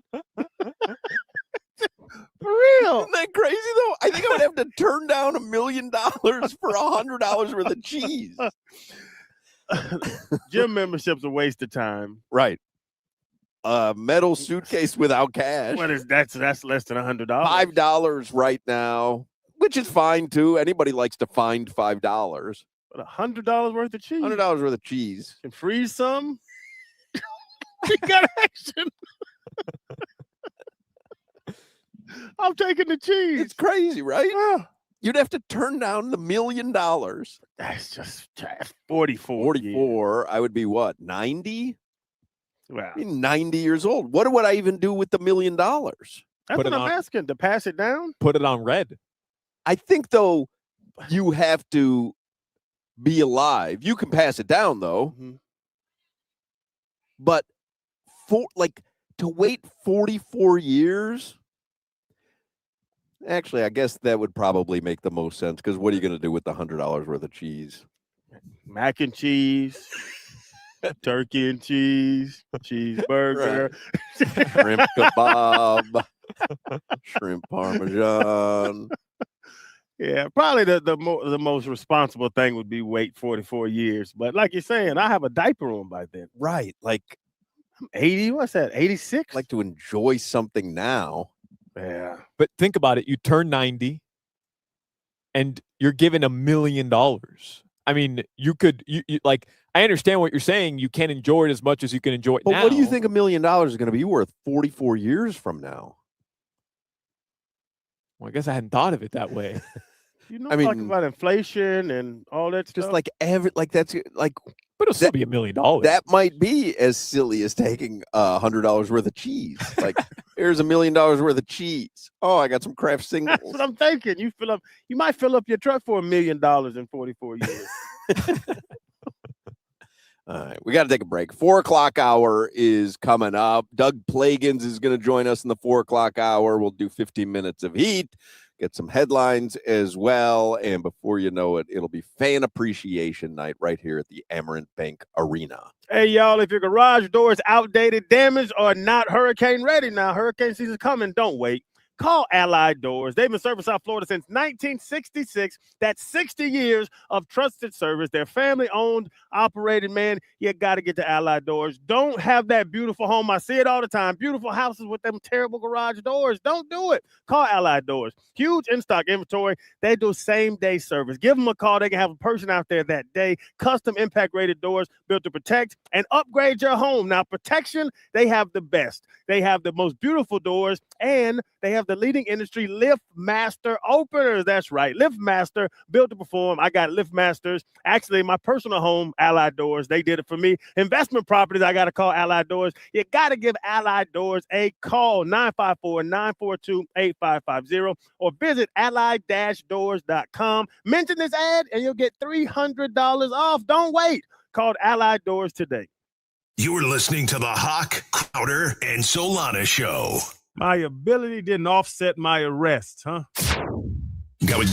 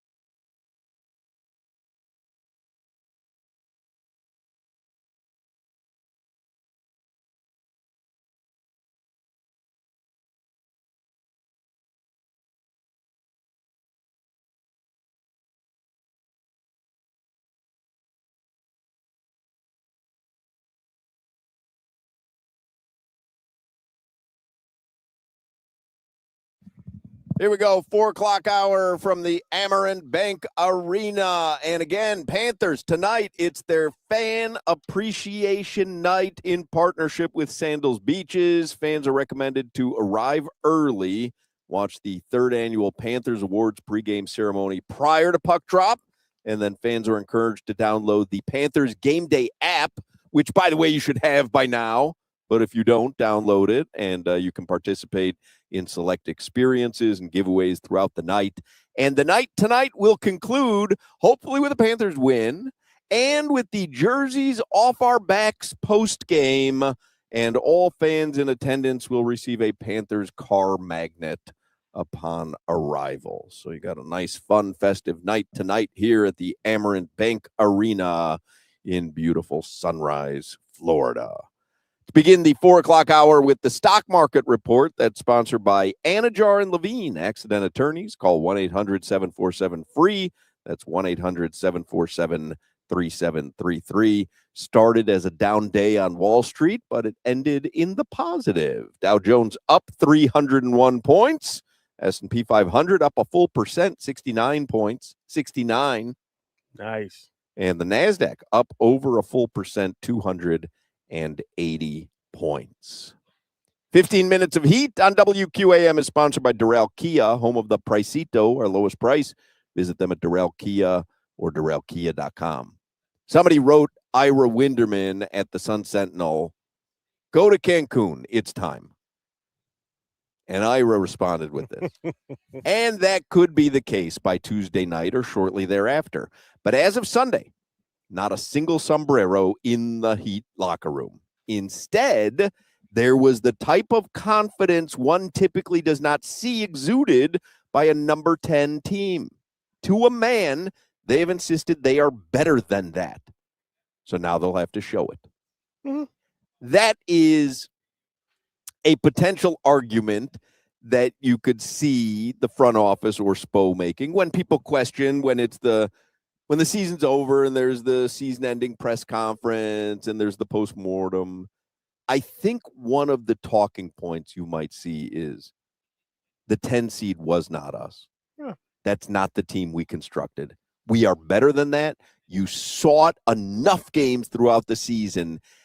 Again, justifying what they did this season by saying, hey, you saw plenty of times this season what we saw and what we anticipated. Yeah. But what we couldn't anticipate was how many games Tyler Hero was going to miss, how many games Norman Powell was going to miss. We couldn't anticipate a regression by Nikola Jovic. Like there, and again, I don't think they'll say that in those many words, but I think you'll see the groundwork starting to be laid for. Now, they get bounced real quick tomorrow night, and it's not much of a game. That's really going to fall on deaf ears. But they win 2 play-in games again, and they go to the playoffs. Even if they get crushed in round 1, you're going to get that kind of postmortem. Hey, the play-in seeding and whatever was a little different than what it should have been. If they win 2 games, it's proven that they were better than the 10. Yes. Because they're just moving up. They're still in the playoffs. We go there. That's proven. And to the part of being in the locker room, you're the 10 seed, you're in the playing game, 1 of 1, you got to win or go home. There's no other way to approach that locker room than we're going to go win this game. We're better than them. We're better than where we are. No coach. I don't care what team, especially the Heat with the lineage of success they've had over the years, is going to go in positive. But like you're saying, we were talking about earlier, I don't see it happening. I can see them maybe beating Charlotte and whatever it is, but you have to have that confidence. There's no team ever going to a playoff games or playing games to say, yeah, y'all, well, it was good playing with y'all boys. This last game, let's head on home. You can't pack your bags if you have a chance of moving on. The problem is they've just kind of run out of excuses with this current core. Okay, 2024, you were still riding the high of, well, look what we did in 2023. And then Jimmy Butler went down in that first playing game against Philadelphia, and you could use the excuse of, oh, you don't have Jimmy Butler. And that's fair, right? They were missing their best player. Okay, fine.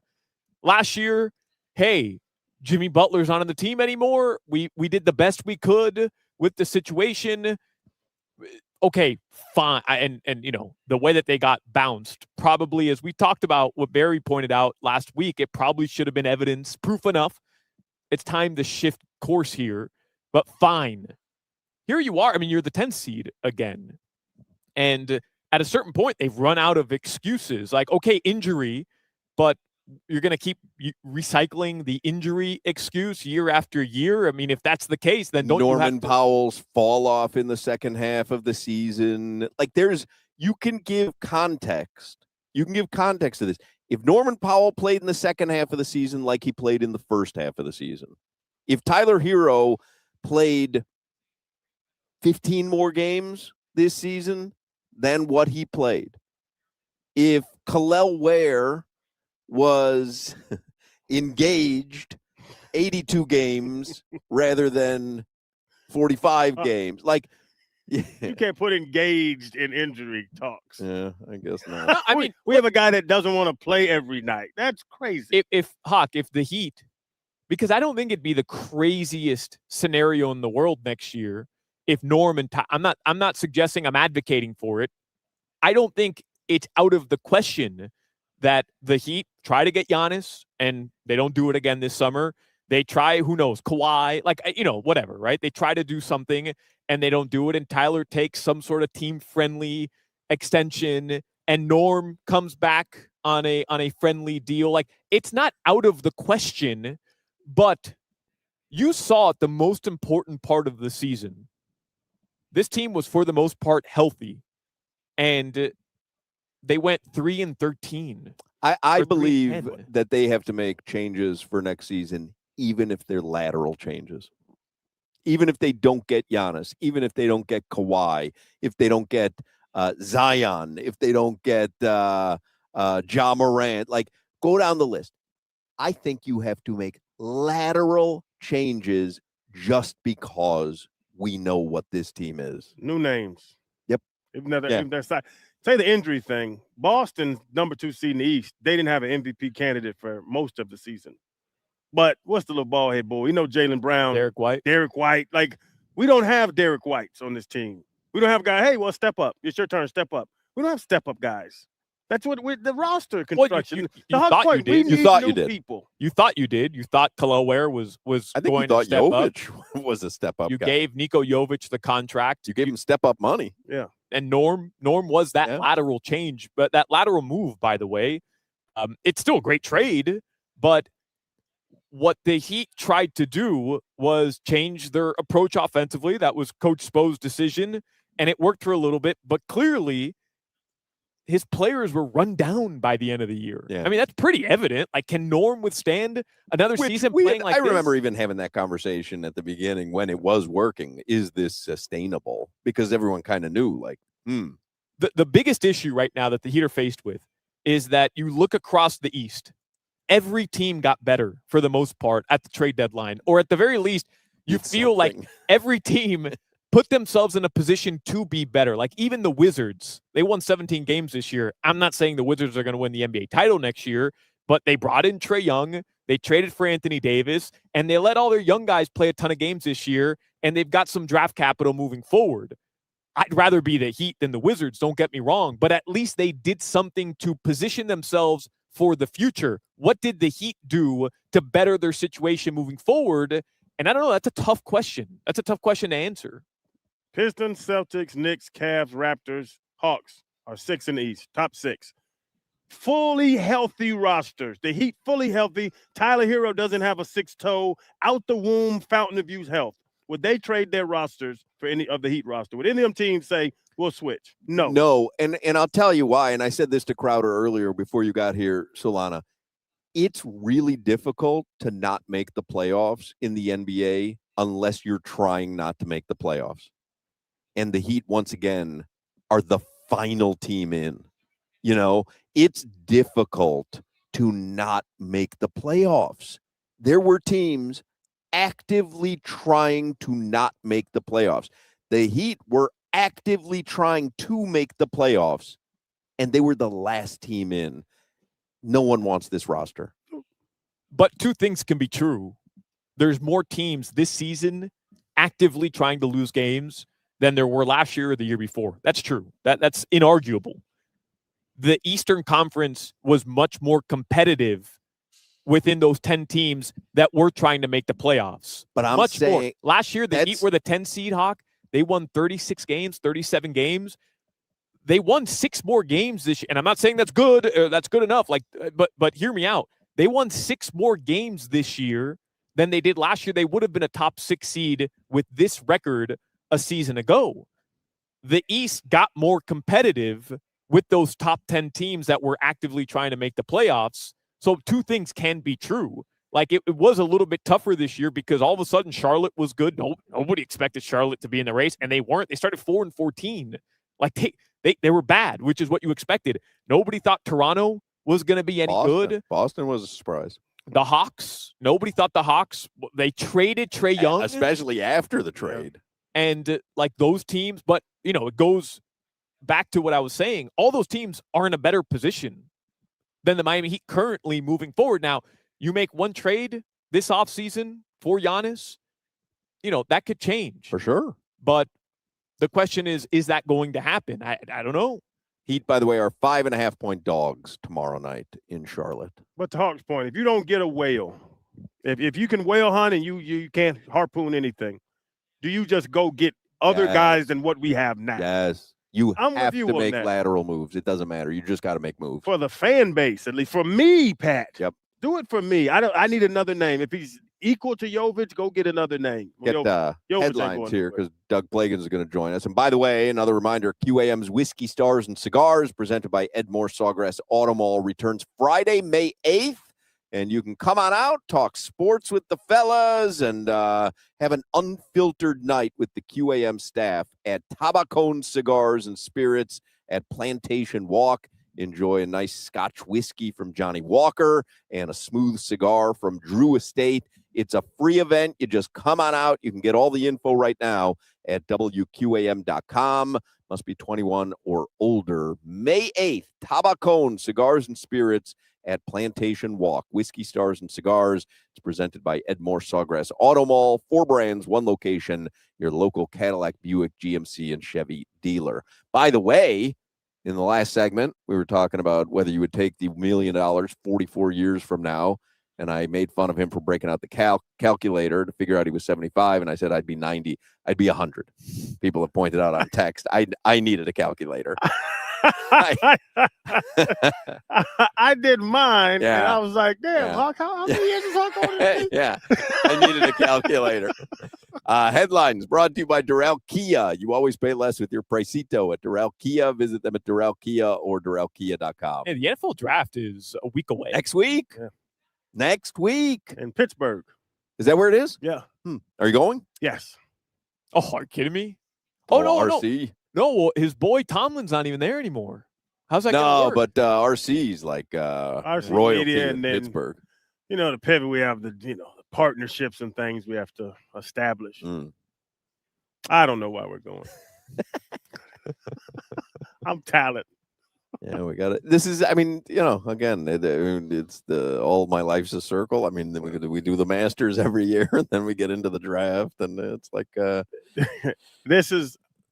I've heard people say this is one of the worst drafts in 15 years. Is it? Yeah, they say next year is supposed to be one of the best in 25. Interesting. Are they doing that boring. just because of quarterbacks, lack of quarterbacks? Because usually that's who makes it spicy. And that's what it is, but they're just saying that this is not an extremely talented draft class. Interesting. Like there's no Hall of Fame talent in this draft class. Well, what I'm hearing. That's thrilled. I'm thrilled to hear that, considering the Dolphins have mortgaged their entire future on this draft. And they trade away or move around. John Eric Sullivan knows how to find the needle in the haystack, diamond in the rough. There we go. One man's garbage is another man's treasure. Like trash. Whatever. Okay.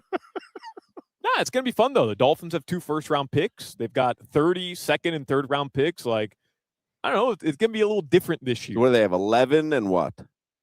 11, 30? I believe 30. 30. 11 and 30. And then they have, no joke, 7, I believe, combined in the second and third rounds. They got to hit on some puppies. So that's on Sully. Sully has a hell of a job. That's why he's here. Yep, Sully got something. They got some draft stock for you. Go get him. Well, that's coming up next week. Just some local notes. The Marlins, you can hear their game tonight on AM 560. They're going to open up a 3-game series tonight versus the Atlanta Bravos. Who we got? Yuri Perez? Yeah, Yuri on the mound. How's my guy Davison De Los Santos? He in the lineup? Did he play at all this week? Played yesterday. Yeah, how'd he go? How'd he do? How'd he go? How'd he Struck do? out. How'd he go? How'd you go? Probably on the plane. They got him his own bus. He go to home plate, and then he go back to the dugout after he struck out. Let me see if there's any props for Davison De Los Santos. For what? Nothing yet. For the game? Nothing.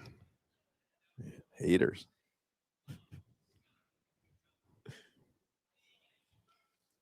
The Panthers, of course, do play tonight, 7 p.m. That'll be your puck drop. That'll be on FM 104.3 WQAM. The Heat's play-in tournament game will be tomorrow at 7:30. Inter Miami played to a 2-2 draw. It was What happened? They can't win at that stadium. Can't win. Stadium stinks. Yeah. Go back to Fort Lauderdale, man. The vibes are so much better. Did you guys see any noteworthy things regarding the second opportunity at that stadium? It seemed like it was a easy transition from week 1 to week 2. I did see Tim Reynolds light that stadium up for trying to get out when the game was over. Mm-hmm. I mean, went crazy on Twitter saying, take public transportation because I guess there's parking garages Yes. like the Marlins have. Correct. And so what he was tweeting was, if you were on one of these surface lots, the garages get priority for egress. Mm. And so they hold everyone else. 45 minutes, he said, just sat in the surface lot. And he said people were getting annoyed, so they were driving over curbs. They were doing anything to get out of there. He said it was an absolute disaster, and parking lot attendants were yelling at people, this is your last warning or whatever. But what were they going to do? They're parking lot attendants. Like, That's what I like. yeah, so he said the egress, if you will, was terrible. But they had similar issues on the first game. Getting out. I Yes, read tweets from people who waited over an hour to get out from the parking garages because if you were on, one of the top floors, You good just luck. Can't get out. Good luck. Yeah. It's that when you pack a little stadium in a little bitty box, that has to leave the box. All these people have to leave the box. The problem, which is why they were upfront about it, and which is why we covered it so much leading up to the game. It's a construction zone. Yeah. I'm telling you, I just drove by But it. take public transportation. Everyone's saying Right. if you take Tri-Rail and you get off at the MIA stop, it's a 5-minute walk. That's what I do to go to Marlins. I Uber. They let you out somewhere. You Uber. Yeah, you're not taking Tri-Rail. No. Yeah. I Uber to the Marlins because I've sat in that parking garage for an hour and a half. Well, I went to the Marlins game last week. Was it last week that I went? Yeah. Tuesday night. I pulled into the garage because I had free garage parking. Usually I park in one of the no blocky Mhm. lots. I pull in the garage. I could have parked on floor 1 or 2. I did. There was no one there. It was a Tuesday night. Yeah. Sandy was pitching, but it was a Tuesday night. I think I went on a Saturday. When I left, and I left after the 10th inning, remember, it went to extras. Yeah. I was out in 30 seconds. There was no one there. You just got lucky. I don't mind when the teams are not drawing fans. Makes it more pleasurable for me. I'm telling you. Yeah. Yeah. When the Yankees are in town, you won't get me near that place. That's what I went. It was Marlins Dodgers Yeah. last year. Forget about it. But you Uber to Lone Depot Park? Yep. They drop you off like 2 blocks away. It's like But do you drive close and then Uber?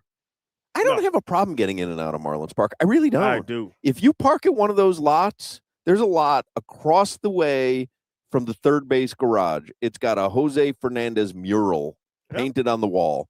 It's $15 to park there. It's the easiest out, and then you hop right on whatever that is, 12th or something. No, after you get out of the garages, you No, can but I'm start saying don't moving. park in the garage. Don't park in the garage. Park in my one of the problem. lots across from the garage. There's all those lots around there. Little personal lots. I always park in the lot. Yeah, don't park in the garage. The issue, I park in the garage all the time, and honestly, I just don't. Well, you don't have anywhere to be. I just don't. I don't go to games. If I had nothing going on in my life like you, I would park in the lot. I don't go to games against the Mets or against the Braves Right, or against the Dodgers. You got to be picky and choosy. What? And when I say picky and choosy, I mean the worst. You go against the worst. What kind of advice is this? Go to see the White Sox on a Tuesday night. Yes, yes, exactly. Silly. I want to see a good baseball game with stars. I want to get out easy. I want to see I went game Shohei 2. and Mookie. I went game 2. I showed up 8 minutes. I literally got into the garage 8 minutes. This is game 2, Saturday. 8 minutes before the first pitch. I was in my seat for the first pitch. I parked on the second floor. There was nobody there. Mm-hmm. And then leaving, it was a tie game in the 8th inning, but so what? Let's get out of there. An inning early. I was in my car, heard it on the way home on WQAM. But the issue with Ubering, because I've done that before. Yeah. Good luck getting the Uber home. Like, how do you find an Uber? I see this all the time. You People walk a couple blocks over. That's what happened to us in Dallas when you made me walk under those underpasses. Huh, why are you scared of homeless people? They're just homeless. I wasn't scared of homeless people. I just wanted to go home. I see this outside the Kaseya Center all the time. People are waiting for an Uber on Biscayne Boulevard at 10 o'clock at night. Like, you're out of your mind. Dumbest thing in the world. Well, just to pass the Kaseya Center at that time, not waiting for an Uber, it's going to take you 30 minutes if you're driving there. An Uber has to come. And by the way, and pick the you Uber up. app, it doesn't know. So it sees the cars real close. It goes, 3 minutes from you. You go, it's going to be here in 3 minutes. And then the car starts spinning. You ever try to follow along on the Uber app with the car? All of a sudden, mine's orbiting Jupiter. I go, what? How this car that looked like it was a block away is now in outer space, and it says like time to be determined. I go, what happened? The thing is, what's picking me up? The Artemis. Coming to get you. You leave Kaseya's, walk straight across Biscayne, walk about 2 blocks over, put the little dot on the phone. They'll come right to you. 10 minutes. All right, let's wrap up the headlines because Doug Plagen's. No, you don't shake your head. No, I do it all the time. Yeah, that's a nightmare. And an Uber after Lone Depot Park is also. Because you're probably a 1-star passenger because you're not. knowing. I have the trick I've told you guys on how to get 5 stars. Your weather in South Florida, foolproof plan. Right now is 82 degrees in Sunrise. It's a windy day, as evidenced by the flags in front of the stadium. Nice little gust of wind. Mm-hmm. Tonight the lows will be in the 70s. What are you showing them? 4.94. You get a rating? You get a rating as a passenger? Passenger rating. I gotta see what my rating. Oh, I know yours ain't high. Oh, talk about me. Come on. I mean, I am like 2.8. the nicest guy. Go to account, it'll be right under your name. Really? They rate you. The drivers do. 4.92. I got you. No, I don't think you do. What was yours? 4.94. Shoot, it was 4.91 when you just showed that. I'm a 4.92, but only because my fiance threw up in an Uber one time. Someone didn't give me a 5. Yeah. I wonder why. And I know who it was. That guy in Tampa. Remember? The guy, I go, man, it's sticky over there. Remember that dude? Yeah. Remember that dude? I go, is it sticky there tonight? It's what? Sorry. Thought you were black. This weather report was brought to you by Tornado Roofing and Contracting, helping keep your home and family safe when the storms roll in. Visit tornadoroofing.com. Floor is sticky? Sticky I'm over like, there. no, man, it's sticky. Sticky in the club. For your free roof and window estimate. All right, Doug Plagen is going to join us here at the Amerant Bank Arena in the next segment. Tucker Duke's Lunchbox in Deerfield Beach, the best burgers in South Florida. And I always remind you, Tucker Duke's is not just award-winning burgers, one of the most creative menus in South Florida. See the menu online at tuckerdukesburgers.com. You've got to try one of their newest creations, the product. 2 8-ounce all-beef patties stacked high with 4 slices of melty white cheddar, shredded romaine, pickles, raw onions, and crispy onions, finished with their mustard-forward product sauce on a toasted onion bun. That's good eating. The product only at Tucker Duke's. And you got to check out the April burger of the month, the Bad Bunny, a half-pound burger, pepper jack cheese, bacon jam, whipped blueberry jalapeno cream cheese, crispy onion, spinach, spicy honey aioli, Mike's hot honey as well, all on a toasted onion bun. Wow. Besides burgers, Tucker Duke's menu is loaded. They've got smoky smoked fish dip, smoked mahi-mahi fish dip served with house-made tortilla chips, or try the bacon-wrapped Korean barbecue ribs, the cheesesteak fries, the portobello fries. They've got salads, chicken sandwiches, steak sandwiches. They've got it all. If you follow Tucker Duke's on Facebook, Instagram, and TikTok, you're going to see all the incredible food they make. So make sure you follow Tucker Duke's Lunchbox on all your social media. Tucker Duke's in Deerfield Beach. It's worth a visit. Check them out. 1101 South Powerline Road in Deerfield Beach on the southwest corner of Powerline and 10th. Crowder and Solana Show.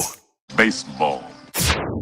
WQAM broadcasting live from the Ed Moore Sawgrass Auto Mall Studios. Shop massive savings on a massive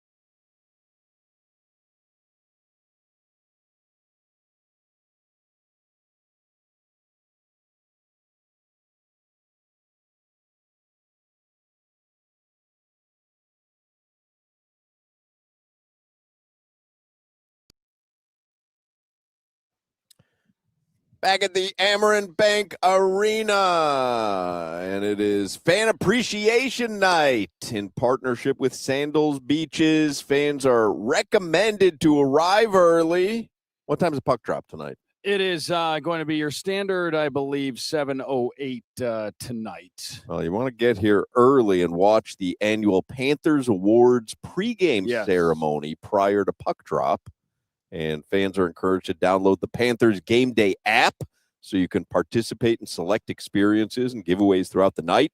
And the night will conclude with the jerseys off our backs postgame, which is tradition. Fan Appreciation Night is always fun here. Fans in attendance will receive a Panthers car magnet upon ingress. I'm going to put this on my car when I leave tonight. I've never been to this. They literally take the jerseys off and throw them in the crowd. Yep. You have to. They do it via winning numbers, or I believe, there's some form of. It's not just them throwing it in the audience. Come onto the ice, and it's really cool. But they give away all the jerseys tonight. It's really cool. They do a very good job of it. Doug Plagen is with us, the radio voice for the Florida Panthers, and you will hear him tonight on 104.3 FM. And then Wednesday night, the Red Wings are here. And then Thursday, Panthers will pack it up, head out for their summer vacations a lot earlier this year than the past 3-4 years. And I know they wanted to make the postseason, everybody does. But you cannot tell me that being able to rest and heal starting in April rather than the end of June isn't going to be beneficial for this team in the long run. Yeah, and that's the thing, is keeping in mind the big picture view. And thanks as always for having me on, guys. But a lot of people have asked about this, and the Panthers are in the fortunate situation in that, like you said, nobody wants to miss the playoffs, but they've been bitten by the injury bug, which is an understatement to describe the over 500 man games lost injury that they've experienced this year.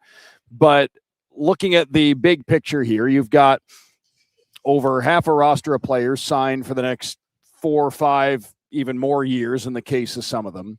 A lot of these guys right in their primes, as you mentioned, chance to begin the offseason and the recovery and the preparation and everything that goes into getting ready for another season. To be able to do that in April, these guys haven't had that opportunity in a long time. And you look at it, really, you had kind of the unconventional schedules of the COVID era. And then you had the Panthers go, in 22, get into the second round. And then you had 3 straight years into the Cup final. A lot of these guys just haven't had your full, complete offseason in a long time. And it's not like this was a team that was hanging on to its last chance to contend. Like they had a window that was closing, like they were, on their last gasp of being able to contend for a Stanley Cup. Couldn't be further from the truth. So these guys are going to come back ready, recharged, and they're going to be a contender once again in the fall immediately when the puck drops. So again, fingers crossed everybody comes back healthy and things like that. But they're in the fortunate situation where coming off 2 cups, coming off 3 trips to the final, chance to regroup, chance to maybe have a really nice draft pick. We'll see how that goes after the Panthers have been without a first-round pick at the last few drafts. Chance to have a nice pick and get ready for the next season. And, Doug, what does the NHL offseason look like? Because NFL, you see the window, but there's offseason training activities and all this stuff, OTAs, blah, blah, blah, blah, blah, blah, blah. Like, what does a real NHL offseason look like? A lot of guys handle the first part of it differently, and I would go ahead and guess the way this one's going to end in April, you're going to have a lot of guys probably take some time off the ice. And that's probably more difficult for some guys than others, just the way certain guys are wired, how they like to prepare. Everybody has their own idea of how they like to get ready for the next season. But you're probably going to have some guys that take a stretch of time off the ice because this team's played so much hockey. And then you're going to have guys ramp it up and really get into things and be able to put everything they want into getting ready for the next season. Obviously, you've got things like the draft in late June and then free agency on July 1st. And when that opens up and then you have kind of during the lead up to training camp, guys will start to trickle back in and you'll have kind of those, informal skates and things like that, captain skates, things like that. And then you'll have the start of actual training camp and into the preseason. So that's kind of the, I guess, condensed version of what the next few months would look like for a lot of these guys. But I think the biggest thing is you're going to have a lot of guys that are able to do everything they want to do and more in terms of preparation for next season. And you look at it really is interesting to think about. It'll be interesting to see how it all plays out. But coming off the short off seasons the Panthers have had year over year, Paul Maurice has talked about this. The guys have consistently outperformed their fitness testing from the year prior, which is unbelievable because they've been such a well-conditioned team. And you'd think that with less time to recover and prepare, it'd be tough to do that. But he said year over year, these guys they're out testing what they did the prior year, and it's just been incredible to see. So now with a full off season to really get everything exactly how you want it, I would expect everybody's going to use that time really positively. Who are some of the young guys that Panthers fans should know for the future? Because a lot of guys have been getting an opportunity over the past month or so. Once, injuries have obviously been a major part of it, but once the season kind of got to a point where you just knew what was going to end up happening, who are some of the guys who have been getting opportunities that you think could make a major impact moving forward? Well, I think, first of all, a guy that everybody is certainly no stranger to is Mackie Samoskevich. And as the season's gone along, I know there were stretches this season where the puck just wasn't going in for him at the rate that he would like to see.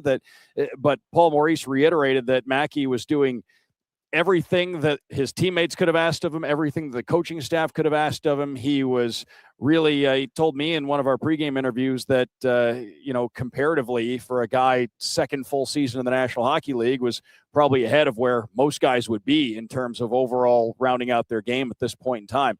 So he's developing at a great pace. Like I said, he's really evolved his game well. For stretches of this season, the pucks just weren't going in for him. That being said, he's gotten hot here lately. So he's one guy that, again, even though the situation is what it is, I think a nice, strong finish to the season, just in terms of having something to build on going into the offseason, seeing an uptick in those numbers late in the year. I think that 2.5 shots on goal tonight, the over under. We only deal in whole numbers. Oh, that's right. Yeah, no fractions. Sorry. You can take your fractions back to wherever you like to play with your fractions. See, Doug, I'm not doing like Hawk. I just need to know you watched a lot of hockey. You know what top hockey looks like. Who's probably going to win the championship this year? Well, that's wide open. I'm still trying to wrap my head around who I would pick if I had to make a pick right now. Are you buying the Buffalo Sabres, by the way? In terms of just, are they legit? Yeah. Just a long-running joke on this show. I because know. I don't know how this Solana was happened. ahead of the news on the Sabres before anyone else. You liked the Sabres before it was cool. Yeah, well, I really did on this show. But the day before they fired their team president, I believe. The GM. The general manager earlier He this follows season. them closely. Mm-hmm. Yeah. Well, I'm a big Alex Line fan, Doug, Yeah. It meant a lot to this run. Yeah. You could argue the Panthers aren't two-time Stanley Cup champion winners. If you were Alex Line wasn't Alex Line with two prongs to this, if you were writing a book about this era of the Florida Panthers, there would have to be a few pages on Alex Line and the hot streak that happened late in the 22-23 season. And there's a couple of goalies. Not just Spencer Knight had a little quick run, and there was Anthony Stolarz was a great backup here for a year. Stoley. And but as far as Buffalo goes, in the East at full health, and if, like I said, if the rosters are full strength and everything like that, I feel like I know the Lightning may not finish in first, but in a 7-game series with how battle tested that team is, and the fact that they will have the best goaltender of the field that is there when the playoffs begin, it would be tough to look away from them. I think they are the most dangerous team. But that being said,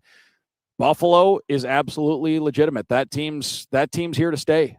We don't have a long rivalry with Buffalo or anything, right? Like it wouldn't be frowned upon if you're a Panthers fan, just looking for a team to kind of root for in the Stanley Cup playoffs this year, to root for Buffalo. If you want to pick a team to pull for, I think that's absolutely somebody that you could look to. Because like the Lightning off the table, I would never root for the Rangers. So I will say this, and we've mentioned this on our team podcast a lot. I've talked about it on the broadcast quite a bit. But if you're a Panthers fan looking for a rooting interest come playoff time, the Utah Mammoth have Kevin Stenlund, Nate Schmidt, Vitek Vanacek, and Mackenzie Weegar. Oh. So there are a lot of Panthers ties if you're looking for some familiar faces, and a few of those who've been key parts of Panthers Cup wins the last couple of years. Okay. Let's go to the West. So that's one direction to look. And we were joking about this on our team podcast, but in the event that in the event that Utah wound up with Edmonton in round one, if it would bring back some bad memories if the Oilers skate out there and there's Kevin Stenlund and Nate Schmidt, reminders of both of the Cup finals that they lost to the Panthers. What are your summer plans, Plagans? You got a little extra time this summer. You can do a ballpark tour? Well, still kicking around exactly what we're gonna do. 'Cause you're married now. Yeah. It's a whole different animal. Well, we're gonna get out of town. We're gonna enjoy the time and go up see my folks in North Carolina. But you used to go with your buddies. And you would visit ballparks. Yeah, that's due to the long off seasons and stuff. I actually haven't checked off a new ballpark in probably 3-4 years, unfortunately. Right, but now you've got time. But you can't go out you can't take a buddy trip anymore. You just got married. That's not true. You're gonna turn to Miss Plagen and say, "Hey, I'm leaving with the boys for 2 weeks." I think she would be totally. It's my first of all, there's never been a 2-week long baseball.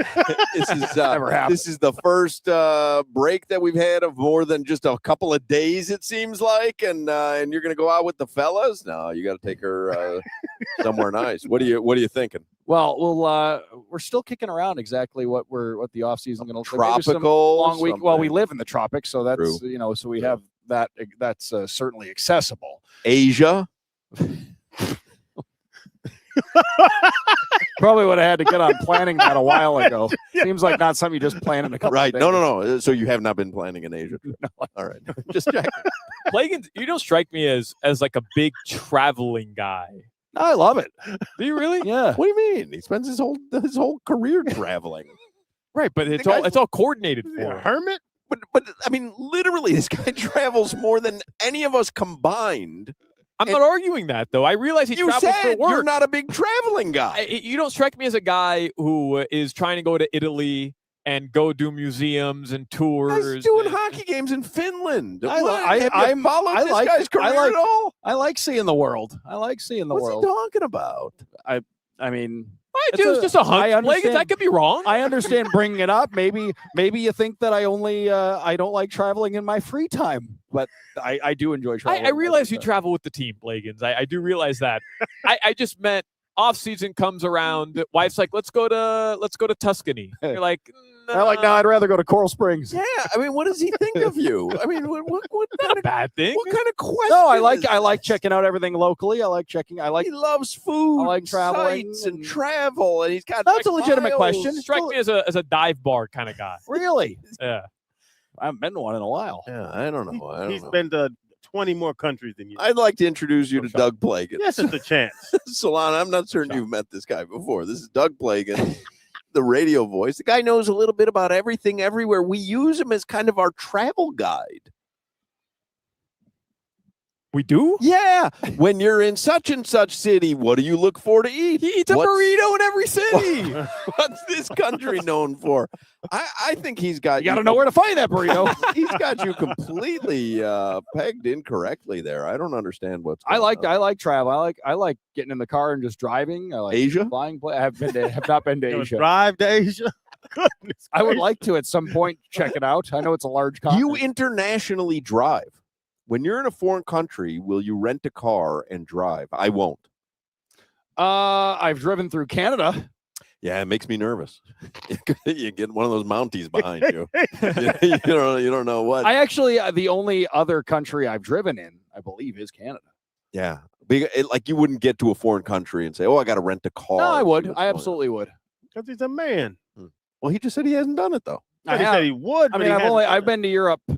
I've been to Europe 3 times. Twice was with the Panthers to Finland, and then my honeymoon to Portugal. Yeah. You honeymooned in Portugal. Yeah, we went there right after. Yeah. How do you feel about that? I knew that. Well, then why would you ask him if he doesn't like travel? Well, it's his honeymoon. Right, but 2 other times you've been to Europe, only with the team. It was coordinated for you. And there's nothing wrong with that, Plagans. I want to point that out. There's nothing wrong with it. Well, I just don't understand why you would ask him if he doesn't like travel when we know I'd like to chip away. I've been to 45 of the 50 states. I'd like to chip away at the other 5. Oh, what are the 5 you're missing? Montana, the Dakotas, New Mexico, and Hawaii. I kind of want to make Hawaii the last one. I feel like that'd be the fitting, and then you just walk into the ocean. It's over. Then I have to start going to Then I have to start going to the territories. Ah, yes, Guam. Yes, Guam would be a big Guam, one. Sure. Can you name any of our territories? Guam. I just named Guam. Oh, Nova Scotia. Nova No. Scotia, of That's course. Canada. That's Canada. Mhm. Been there. See? He Can you, loves name, Nova Scotia. can you name our territories? Do you know any of our territories? Would Puerto Rico Puerto count Rico as would be a territory. Yes, you are correct. One of the Samoas, one of the That's Samoan right, islands. America Yes. Samoa. Yeah. How about the U.S. Virgin Islands? That would be one. Yep. Nice. Yeah. Quebec. Yes, you are doing very good. Good job, little Johnny. Keep it up. He loves radio. Love on the Spectrum. I do radio on the Spectrum. Yes. Yes, Quebec and Nova Scotia. Yeah. All right, Plagen's That's a tonight. nice hat you got there, by The new yeah. QAM logo hat. Yeah. Yeah. Nice one. Can we get him one? You want one? I mean, do we have? I mean, I don't have one here, but I would can get imagine him we're one. going to see you again. You want at some Hawks? point. Would you like my hat? No, thank you. You can have yours. All right. I'll take yours. Yeah, I'll get you one, Plagans. No problem. Well, thank you. You want Solana's quarter zip? You can keep it. It's not QAM branded. That's like actually just his clothes. Yeah. Yeah. That's embarrassing. Unfortunately, you're Yeah. He bought that with money. You were just going to offer me his shirt. What's wrong with it? I Do you like actually, it? No, I actually I think think that's a it's nice. stylish. I think that's a nice quarter I think zip. it's. I do. I think it's stylish. Thank you, Plagan. Yeah. I think that. Do you want trees pullover? No, thank you. I have my own clothes. I don't need anybody else's. Well, is there a Goodwill logo on that tree, or that's off-brand? Trees had that for 40 years, I guarantee it. No question. Can I tell you one of the segments that I was driving in the car with my buddy on the way to a baseball game one time, listening to you guys when you were speculating as to it was NBA free agency, the start of it. I want to say like 2021 maybe, and you were speculating about what kind of shirt Ira Winderman had on. And I think it would go down in It's the hard-hitting radio. He's a really nice guy. Like You guys are nice guys. My buddy and I were laughing. I thought if you guys were doing like a best of segment, I think that would be a fun. I don't even recall that segment, but that definitely sounds like something we would Yes, do. Yeah. Yes, it is. What do you think Ira's wearing right now? He's traveling, right? I guess. Ira has had a rough go at it because he had. I hope I'm allowed to say this, but he was expecting the Heat to play in the play-in tournament Wednesday, which they were supposed to. But he had to change his entire travel itinerary Oh. because they were playing Tuesday. You know, when he's got to change everything. He gets Right, He's yeah. got the Spielkes. So my guess is landed in Charlotte at some point and won't leave the hotel room. He's Right. just fed up with the Right. entire situation. Right. Probably nothing. I wish him the best. Oh, and Greenland, U.S. territory. It is? Soon, pretty soon. right after the invasion. All right, Doug Plagen. Listen to him tonight, 104.3 FM. And then one final game this season will be Wednesday night. It'll be the Maple Leafs? The Detroit Red Wings are here, yeah. Oz Hockey. Another, yeah. Mention He anything didn't used to Detroit. play for them. Yeah. Yeah. But you mentioned anything Detroit, immediately Oz Hockey. At White Castle. Yes, at White Castle.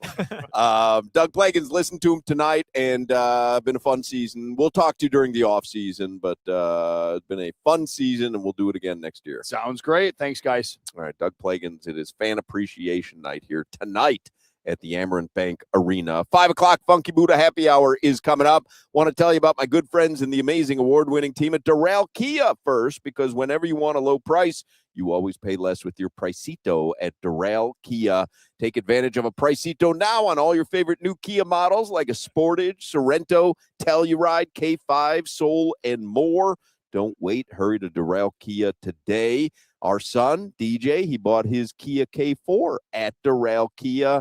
Mitchell, the king of Kias, took great care of us down at Doral Kia. He and his entire staff will take great care of you as well. So don't miss your chance to save on a new Kia or shop any of their pre-owned vehicles with easy financing, fast service, and the best value for your money. You always pay less with your Pricito at Doral Kia. You're listening to the Hoch, Crowder, and Solana Show.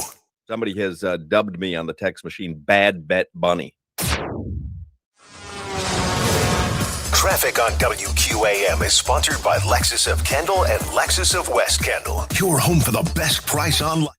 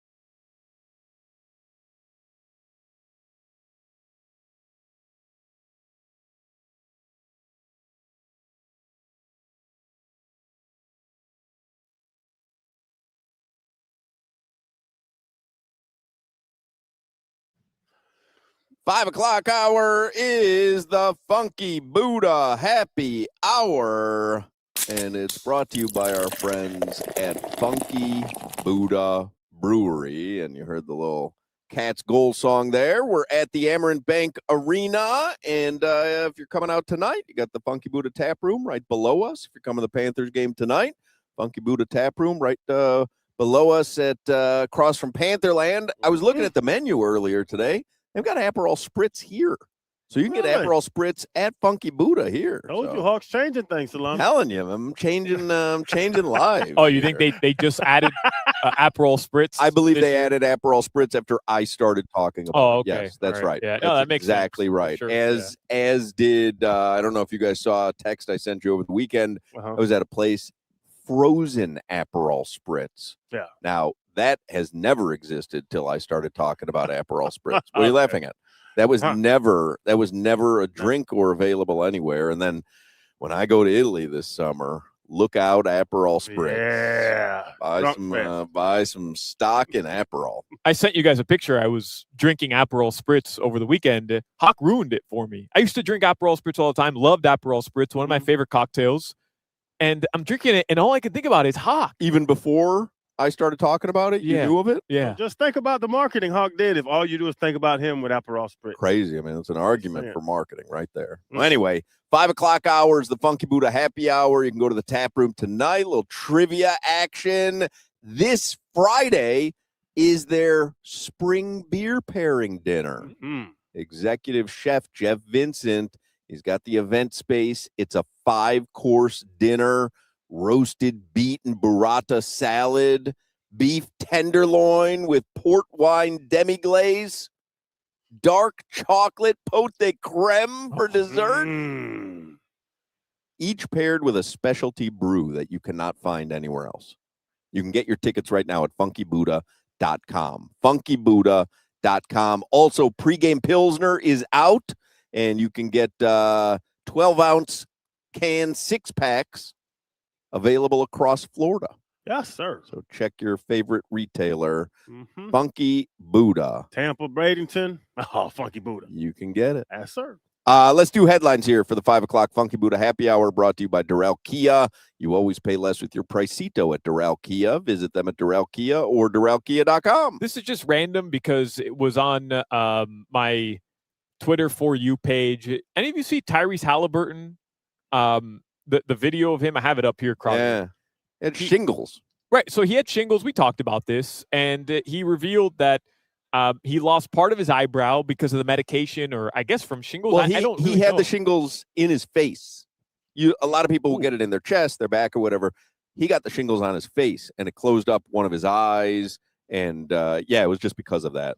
But he gained weight because of the medication as well. Yeah, he said he's wildly out of shape right now. Yeah. Damn, I didn't realize shingles was... You hear Terry Bradshaw? Shingles is incredibly painful. Yeah. I've got the shingles vaccine because I'm old enough. But if you get shingles, like you should get the shingles vaccine. I think you have to be 50 to get the shingles vaccine. Yeah. But you, so you got it too, Jimmy? Yeah, Jimmy's locked in. Yeah, I'm prepared. But I remember my mom had shingles when I was a kid. I mean, it was the most, people say it's the most painful thing that you can get. I haven't got old enough, but I had shingles jokes. It's just a funny name, but it's a funny name for an ailment. Shingles. Shingles. Yeah, but shingles. I hear it's bad too. Yeah. You've got shingles jokes? Yeah, I used to tell shingles jokes. This is a funny punchline. It is a good Your punchline. grandmama got shingles. Why is that funny? But funny. It's a silly. Yeah. All right. You're Tree. You look like you got the shingles. It's good. Because you call it the shingles too, which I think is correct, but it is the shingles. It's a virus. It is. It's a virus. Lays dormant. Mm-hmm. Most people will never experience the shingles. But if it wakes up, look out. Won't survive in my body. Not with all that all that candy. Sugar, wine, Dip. Patch Offs. Mosquitoes won't even bite me. probably have shingles on your foot. Foot. Mosquitoes land on me and take a sip. Nom, nom, nom, nom. No, I'm good. NBA title odds at the end of the regular season. So before playing tournament action, before the playoffs begin tomorrow, you guys probably know who the favorite is. OKC, heavy favorite. You want to guess who's second favorite?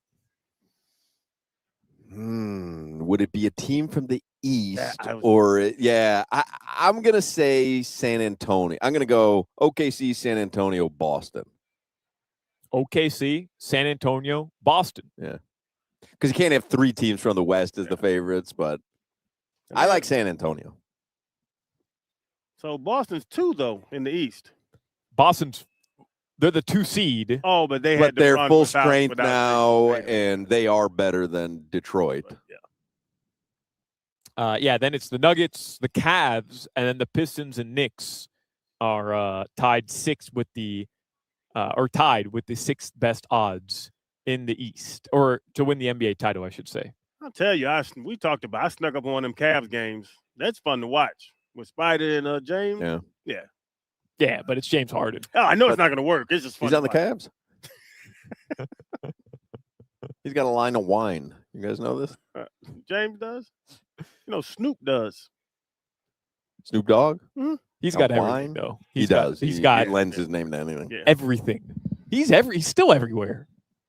Snoop Dogg. Murder was the case.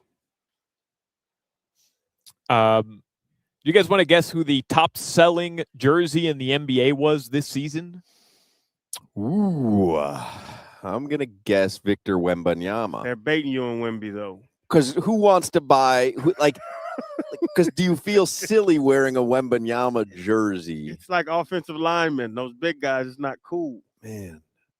I think it's a little. Wemby, SGA. Nobody wants a Gilgeous Alexander. No, and jersey. his game, midi but it's committee. just too many letters. You can't buy a jersey that says Alexander. No one knows what that is. So it's got to say Gilgeous Alexander, but that's too long. No one's buying that stupid jersey. Hyphenated names messing up his Yeah. I wonder, no joke, if he regrets going with the hyphenated name now that he's a household name. Well, SGA is cool. Yeah. SGA is cool, but the back of his jersey, Gilgeous Alexander, it's too not much. aesthetically pleasing at all. Yeah, I think it's like his family. It's like he makes that decision. Who am I? His name his whole life. Right, but you can put whatever you want. Like once you enter the NBA, you can decide, no, I'm just going to go by Alexander. Nobody's buying a Jokic jersey, right? This ain't the big guys. That's not. I think Shaq was the only one that might have led the league in jersey sales. So what? We're heightist now? No, height is just. It's just you. I mean, you just don't relate to someone that big at all. You know what I mean? Like you wear a Jimmy Butler jersey, you feel like, oh, I'm tough like Jimmy Butler. I'm playoff Hoch, whatever it is. I don't look at Victor Wembanyama and go, oh, you know what? When I put on my Wemby jersey. And the foreigners are going to have a tough time. Oh, Lakers, though. Oh, Lakers, Luka. That's my answer. And he just moved to the Lakers. Right. Lakers. So you got to get his jersey.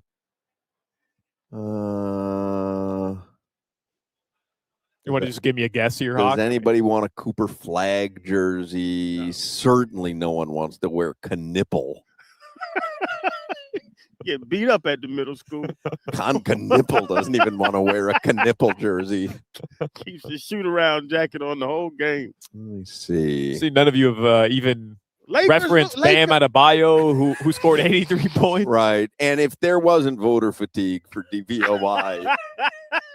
Laker Luka. Final answer. All right, I'll go with Luka. Luka was second. Oh. According to NBA.com.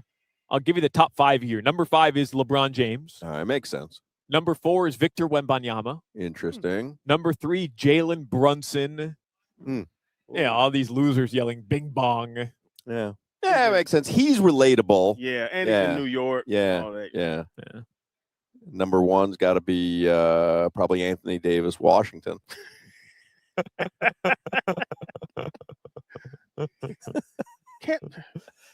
Steph's been hurt all year. No right? chance Steph Curry cracks the top 10 in jerseys anymore. It's Steph Curry. No. Is it really?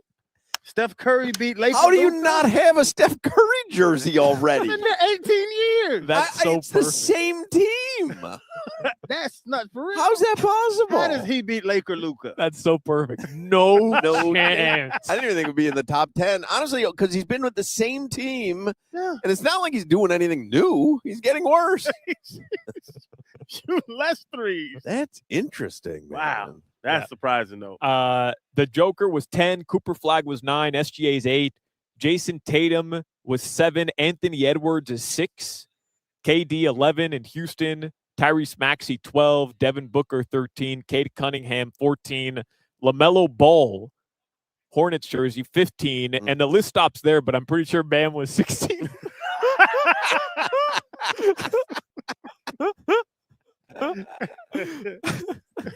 You know what? The jitterbugs love the little ball boy. LaMelo? The young kid. Oh my! they And love you want to talk about He's like a relatable? crossover.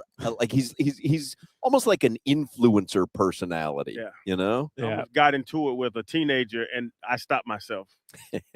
LaMelo's, he probably gonna be the face of the league. Right. Never mind. No, you're right. You're right, young man. Go drink your mom's milk. Plus, you want to talk about relatable? He'll pull up from anywhere. Yeah, they love that. And then the top-selling NBA merchandise. These are teams, organizations. Merchandise, so not shirts. Right. NBA merchandise. So what is the best-selling NBA merchandise? I'm gonna say no, organization. I'm gonna say Atlanta Hawks plushie. I thought we were doing the game again. You're Dallas just saying Mavericks this. pencil sharpener. This is the best-selling piece of merchandise, excluding shirts and jerseys. The top NBA Masters Gnome. team Massive. selling The Masters Gnome. merchandise. Which team sold the most merchandise? Merce. All right. Which team sold the Merced? So you're saying what's the top-selling NBA team merchandise-wise? Merchandise-wise. Team to team. I'm trying. To It's got to be the Lakers. I would say Yeah. Lakers or Knicks. Yeah, Lakers. Knicks are 1, Lakers 2, Celtics 3. Yeah. The Heat are not in the top 10, but again, the list stops at 10, so just take my word for it. They're number 11. Preheat coming to you live tomorrow at 6. 7:30 tip-off tomorrow. The Miami Heat will be in the play-in tournament. They finished the regular season with a victory yesterday. They beat the Atlanta Hawks light in yesterday's game. Mike B signed off. Did you guys see the video I posted? Mike B signed off for the final time. Shout out to him. Final time in the regular season. If the Heat make the playoffs, obviously he will be back. But those Heat games are not going to sound the same. When you are at the Kaseya Center next season, it is going to be lacking something. And it happens like you just expect to hear something. Like you just, and I'm guessing the new PA announcer is not going to try to replicate what he did. According to my sources, there were tryouts held today. And let's just say that's why you were late to today's show. Let's just say fess up. Here we go. Fess up. I promise. That's why you wore your best quarter zip. I did not try out. I thought about it. That's a dream job, bro. I'd leave you two in a second for that job. Be a PA announcer? Nah, I'd still do the show. But I don't. Appel was a PA announcer at the but it's different. Marlins. Like when you're like Mike B is the PA announcer, but he's also like he's a part of the organization. He does events with them, right? But I want no joke. I want no part of filling those shoes. That's You're scared. You're scary. You're scary. Not scary. Oh, I think you're scary. If someone does something before you, you're scared to do it after. I was thinking about retiring, but obviously you're not prepared to take over this shift. You're not going to want to fill my shoes. Oh, that's got to be almost an impossible task. So I'll have to stick on for another couple of years. I'll tell you what I say about when I played, because it was Zach Thomas to me. Hey, I'm not replacing Zach Thomas. I'm just playing linebacker for the Dolphins. Nobody's gonna replace. Who did I replace in afternoon drive? Sedano? Yeah. Wasn't he doing mornings? Donald's afternoon. Joe's been in mornings for 92 years. Sedano did mornings on QAM, no? No, on 790. Oh, that's right. Then he went to afternoon. Yeah. Yes. Yeah, I was program director at 790, and he left 790 to do afternoons at 560. Right. Yeah, so I had to replace Sedando. I was like, hey, come with it. I'm gonna do that. Who were you on that day? Let's do this, Brutus. You changed through the years. Let's do that. Let's do this, Brutus. All right. Los Marlins, they play tonight. They open up a 3-game series. They're trying to rebound after getting swept in Detroit. They'll be in the ATL to play the Bravos. First pitch. Is this true? Clay Thompson at the season-ending interviews in Dallas, someone asked him, will you be here next season? And he said, I came to play with Luka. Will he be here next season? Clever. That's a crazy answer. That's true. Quite clever. You want to play with Flag? Flag bowling. Yeah, but I mean, if you're Clay Thompson, you want to play with a rookie. You want to go on an established team and try to win some games. Yeah. What he said, I have the quote here. Clay Thompson asked if he anticipates being in Dallas next season. Quote, that's a hard hitter. I'm not sure. I'm under contract, so I do. But I probably should have led with that. But I've definitely learned in my time in Dallas that things can change on a dime. He's not wrong. Also, do you blame him? They're in a rebuild mode. They're going to let Cooper Flag, take earn his stripes. He's at the back end of his career. Like, he went there to go win a ring, not be on a rebuilding team. Totally. He doesn't want to be there anymore. No. I think he's being pretty clear. Back to Golden State. They'll do him a little friendly deal. They'll take on a second rounder for him. And is Clay still a 2 at his old age? A 2? A 3, 2 off the bench? 5? Or what? Like, yeah, both sides. He's a 2 in the bathroom. Hey. I got down with Jimmy. Somebody puts on the text line, how high are you all? Having a good time. I'm high on cheese and grapes. Thank you, Tree. Don't talk about being high, We got a lot of cops. They got all the ears open. The fuzz. Anybody call him the fuzz anymore? That's never been. Have you ever heard that, Solana? Yeah. The fuzz? I've heard that. Really? That 70s show. They call him the fuzz. Yeah, the fuzz. Yeah. They're getting bigger this year. Goodness.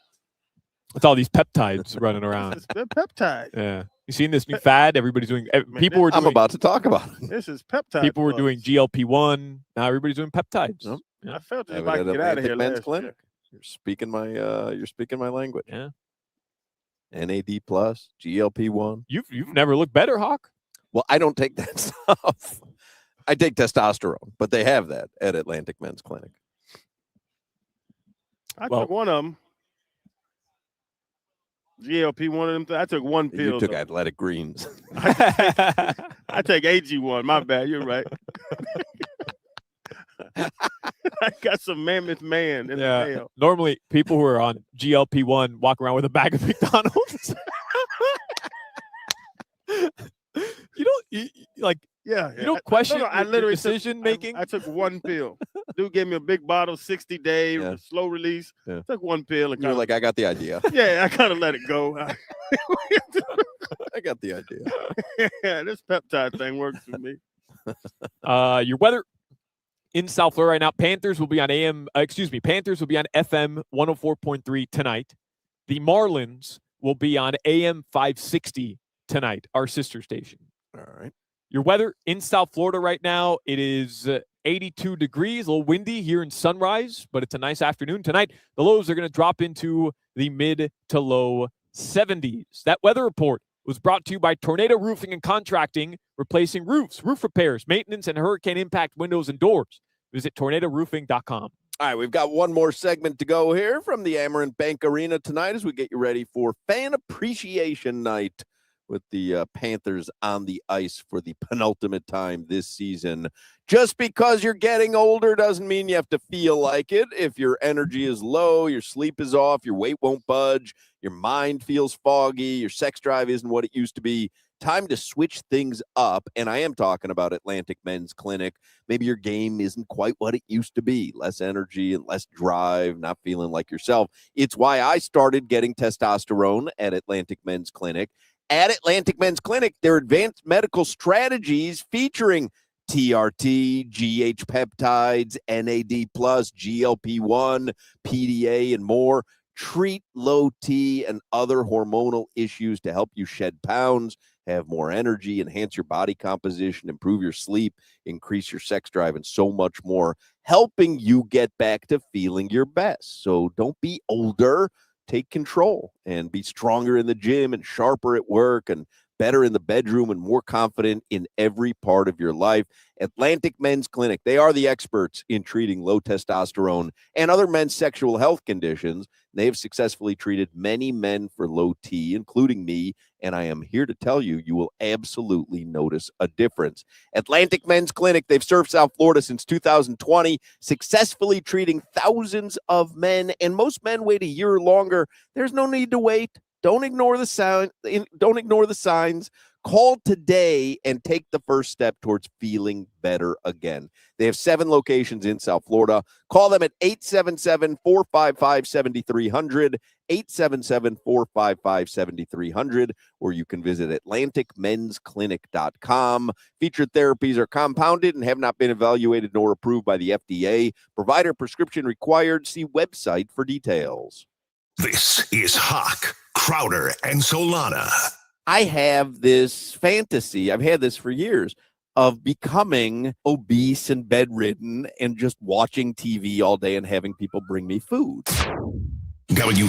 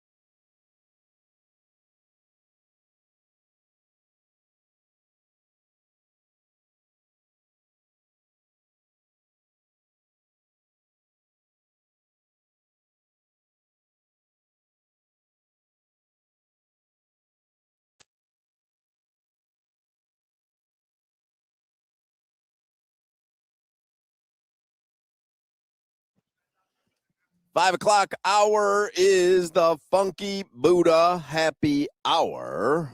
And we are live at the Amerant Bank Arena. You've got Panthers Fan Appreciation Night tonight.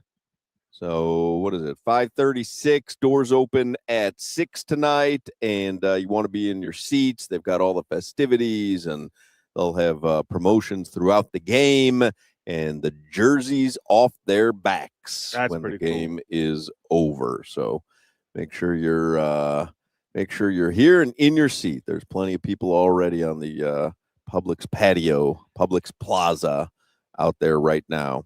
And if you're coming to the hockey game tonight, you can come to the Funky Buddha Tap Room right here inside the Amerant Bank Arena. Get yourself some gloves off. You know what? I might have one myself. I may join you for an Aperol Spritz. Just reminded me. Who's in for an Aperol Spritz? I'm fine. Huh. Interesting. Let me ask these law enforcement officers if they'd be interested in an Aperol Spritz. I tried the glad hand earlier. Here's some of the lines for the NBA play-ins and playoffs. We know the Heat are 5.5-point dogs tomorrow night. That game tomorrow night, by the way, is on Amazon Prime, or you can listen to it. Oh, look at that. Because I'm here at the arena, I've unlocked a $10 bonus bet on the Hard Rock app. Well, let me see what I got. Let me see. Look at that. I'm going to take the Heat with the points. I've got a $10 bonus bet in any NHL market. Heat plus the points tomorrow, plus 5.5. Tomorrow also is Phoenix hosting Portland. You want to guess what the line is? I wouldn't. I didn't even know those two teams were in the play-in. Phoenix and Portland. At Phoenix. Phoenix 4.5. 7.5. Phoenix 3.5. Who's on Portland? Denny Avdia. That's my guy. They're good. Like, you know, well, they can't be that good. They're 9 or 10. Right, but he missed a lot of time, but they were a team that everybody expected to be trash and had a little decent run this season. Wednesday night, Sixers host the Magic. Oh, Sixers are going to be favored, but 1.5. No, I think the Magic are going to be favorites in that game. 2.5. Sixers -2. Yeah. I think you have to take the Magic in that game. Yeah. Ooh, I don't know. Money line. Well, I hope so, because the Heat aren't beating the Magic. So if they're going to get through Charlotte, give me the Sixers. Wednesday late, Clippers hosting the Warriors. Clippers are going to be big favorites in that one, in my opinion, because I read about an hour ago, Steve Kerr said that Steph Curry will be on a minutes restriction. Yeah, but did you see what the minutes were? Like 30? 40. Oh, so he was being cutesy with those I don't think he comments? was being cutesy, but I saw the same thing, too, that there were going to be several players on minutes restrictions. Yeah, the whole starting lineup. But then I saw it's 40 minutes was the minutes restriction. Oh, so well, Kerr is being cutesy with that. yeah, I saw the same thing, and I was like, huh, like, wow, you want to get into the playoff? You're going to limit somebody to 18 minutes or 20, and then I start reading it's 40 minutes. Well, I thought the idea was that they don't want to be in the playoff. Like, not that they don't want to, but that the reality is this team just doesn't have the horses this year. There's no shame in it. Jimmy Butler got hurt. What's the point? Steph hasn't been playing. He's only played in 2-3 games since coming back. Like, why risk jeopardizing your future next year for something that doesn't seem likely? But Clippers 5.5.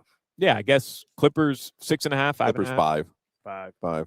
And then Saturday, playoffs. These are actual playoff games. Cavs hosting Toronto. Cavs, same 4.5. Cavs 6.5. Cavs -8. Oh. See Drake's seats at the Raptors game last night? Is he touching people? No, they decked out his seats in like ice. They iced out the seats because it's all because Iceman. He has an album coming out called The Iceman, which was supposed to release about 2 months ago, I believe. Kind but of lame that he's got these two seats next to the bench and they look like they're in ice and whatever. I don't know. I was like, come on, dude, just go to the game. Like, it's an ad, though. Go to the game. It's an advertisement. No, I get it, but it's an advertisement on his seats. Yeah, he needs it. He likes attention. Obviously, yeah, like, Remember when Justin Bieber came to a Heat game and he wore sunglasses? Hey, go to the game, jackass. He gets the LEDs, man. You don't have to put sunglasses on it. And everyone was like, oh, it's because he's high. Oh, yeah, is he going to get fired from his Bank of America job because he's high? Like, he's Justin, like, Yeah. oh, that would be so shocking. His manager might call him in for an early meeting Friday morning. Like, everybody's showing up like, hey, Bieber, go watch the game. It's not easier to watch a game with sunglasses on. Hey, Drake, sit down in the folding chair like everyone else. Ice out my chair. I'm with you on that. Golly. You guys watch any of Beeb's set at Coachella this weekend? I watched the highlights on social media because he was just playing. He was playing YouTube. This is so brilliant. He got paid $10 million to play Coachella, and he just fired up. He would go through YouTube and Vivo and whatever, and he would pull out these Bieber performances, and then he would just do them along with the video. He did karaoke to his own videos, and he let the live streamers recommend, pick like, what hey, he was. you should look this up, and then he kind of just like, you know, you kind of just sit on your phone and you're kind of just scrolling YouTube. Yeah. You're like, oh, this looks interesting. This looks interesting. He did that and would just sing along with the performances. You got to be crazy famous to do that. And then there's this clip of Katy Perry's watching it from like the first row, and she looks at the camera and she goes, I hope the internet connection doesn't fail or something. No, like she goes, he better have YouTube Premium because I'm not watching these ads. Anyway, what was I saying? So Raptors are 8-point dogs in Cleveland. Saturday afternoon, Denver hosting Minnesota. Great There's matchup. a little bit of Solana sleeper there, Minnesota. 2. Denver? Yeah, Nuggets -4. Nuggets -6. Oh, I'm taking Minnesota. Think about that first round matchup. It's a great matchup. Yeah. I mean, the West is stupid. Minnesota has been in the Western Conference Finals 2 years in a row. They've got maybe, the most exciting player in the NBA. Hey, congrats. You're a playoff team. Go play Joker and the Nuggets in the first round. That's the thing. Joker, he can put out there with third graders. Saturday evening, Knicks hosting the Hawks. Oh, 8 Knicks. Knicks -6.5. I was going to say Knicks -12. I just thought that was going to be gigantic, but Knicks -5. I'm going to bet the Hawks to win that series. Really? Outright. And I'm telling you, the Hawks are good. Not saying they're going to win the title. They're good. And then last game, Saturday night, the Lakers hosting Kevin Durant and Houston. Houston, 4. Yeah, because we don't know if Luke is going to play. I don't know if Austin Reeves is going to play. It's going to be LeBron passing to Bronny. I mean, that's what it's going to be. Yeah. Yeah, Houston -7. Houston -5.5. So just that quickly, you're telling me that if 2 people get hurt on the starting lineup of the Lakers, Bronny goes in? No, he won't sniff the floor. I've seen him playing. He's played a lot the last few games. Okay. He's not going to play in the playoffs. That's ridiculous. He gets exposed too, man. It's kind of embarrassing.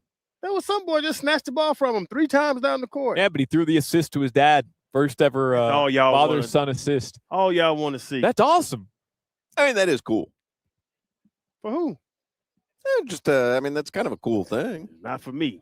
You wouldn't have loved to have shared the field? He's the only person to ever be drafted by the same team his dad was drafted by, or something like that. Yeah. Same. Father, son get drafted to the same team. Other father, sons have Randy played on got the drafted by the Dolphins? 1974, 6th round to the Dolphins, and I was 05, 3rd round. Better value for Randy. Oh, for you. For sure. He played 1 year and got arrested and put in prison. Still better career than you. You knew where you stood with him.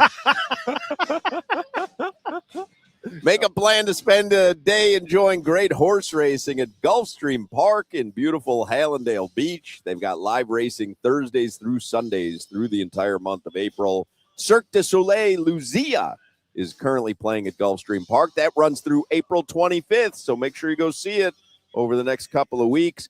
Mark your calendars for the annual Kentucky Derby Trackside Watch Party, Saturday, May 2nd. You can get details and tickets right now at gulfstreampark.com/events. Gulfstream Park is perfect for a day of racing and fun. Perfect venue for groups, events, and private parties. They host groups from 10 to over 1,000 people. Make it a day at Gulfstream Park. Nothing better than a beautiful South Florida day, betting on some horse racing and enjoying the great sights and sounds at Gulfstream Park. Get all the details right now at gulfstreampark.com.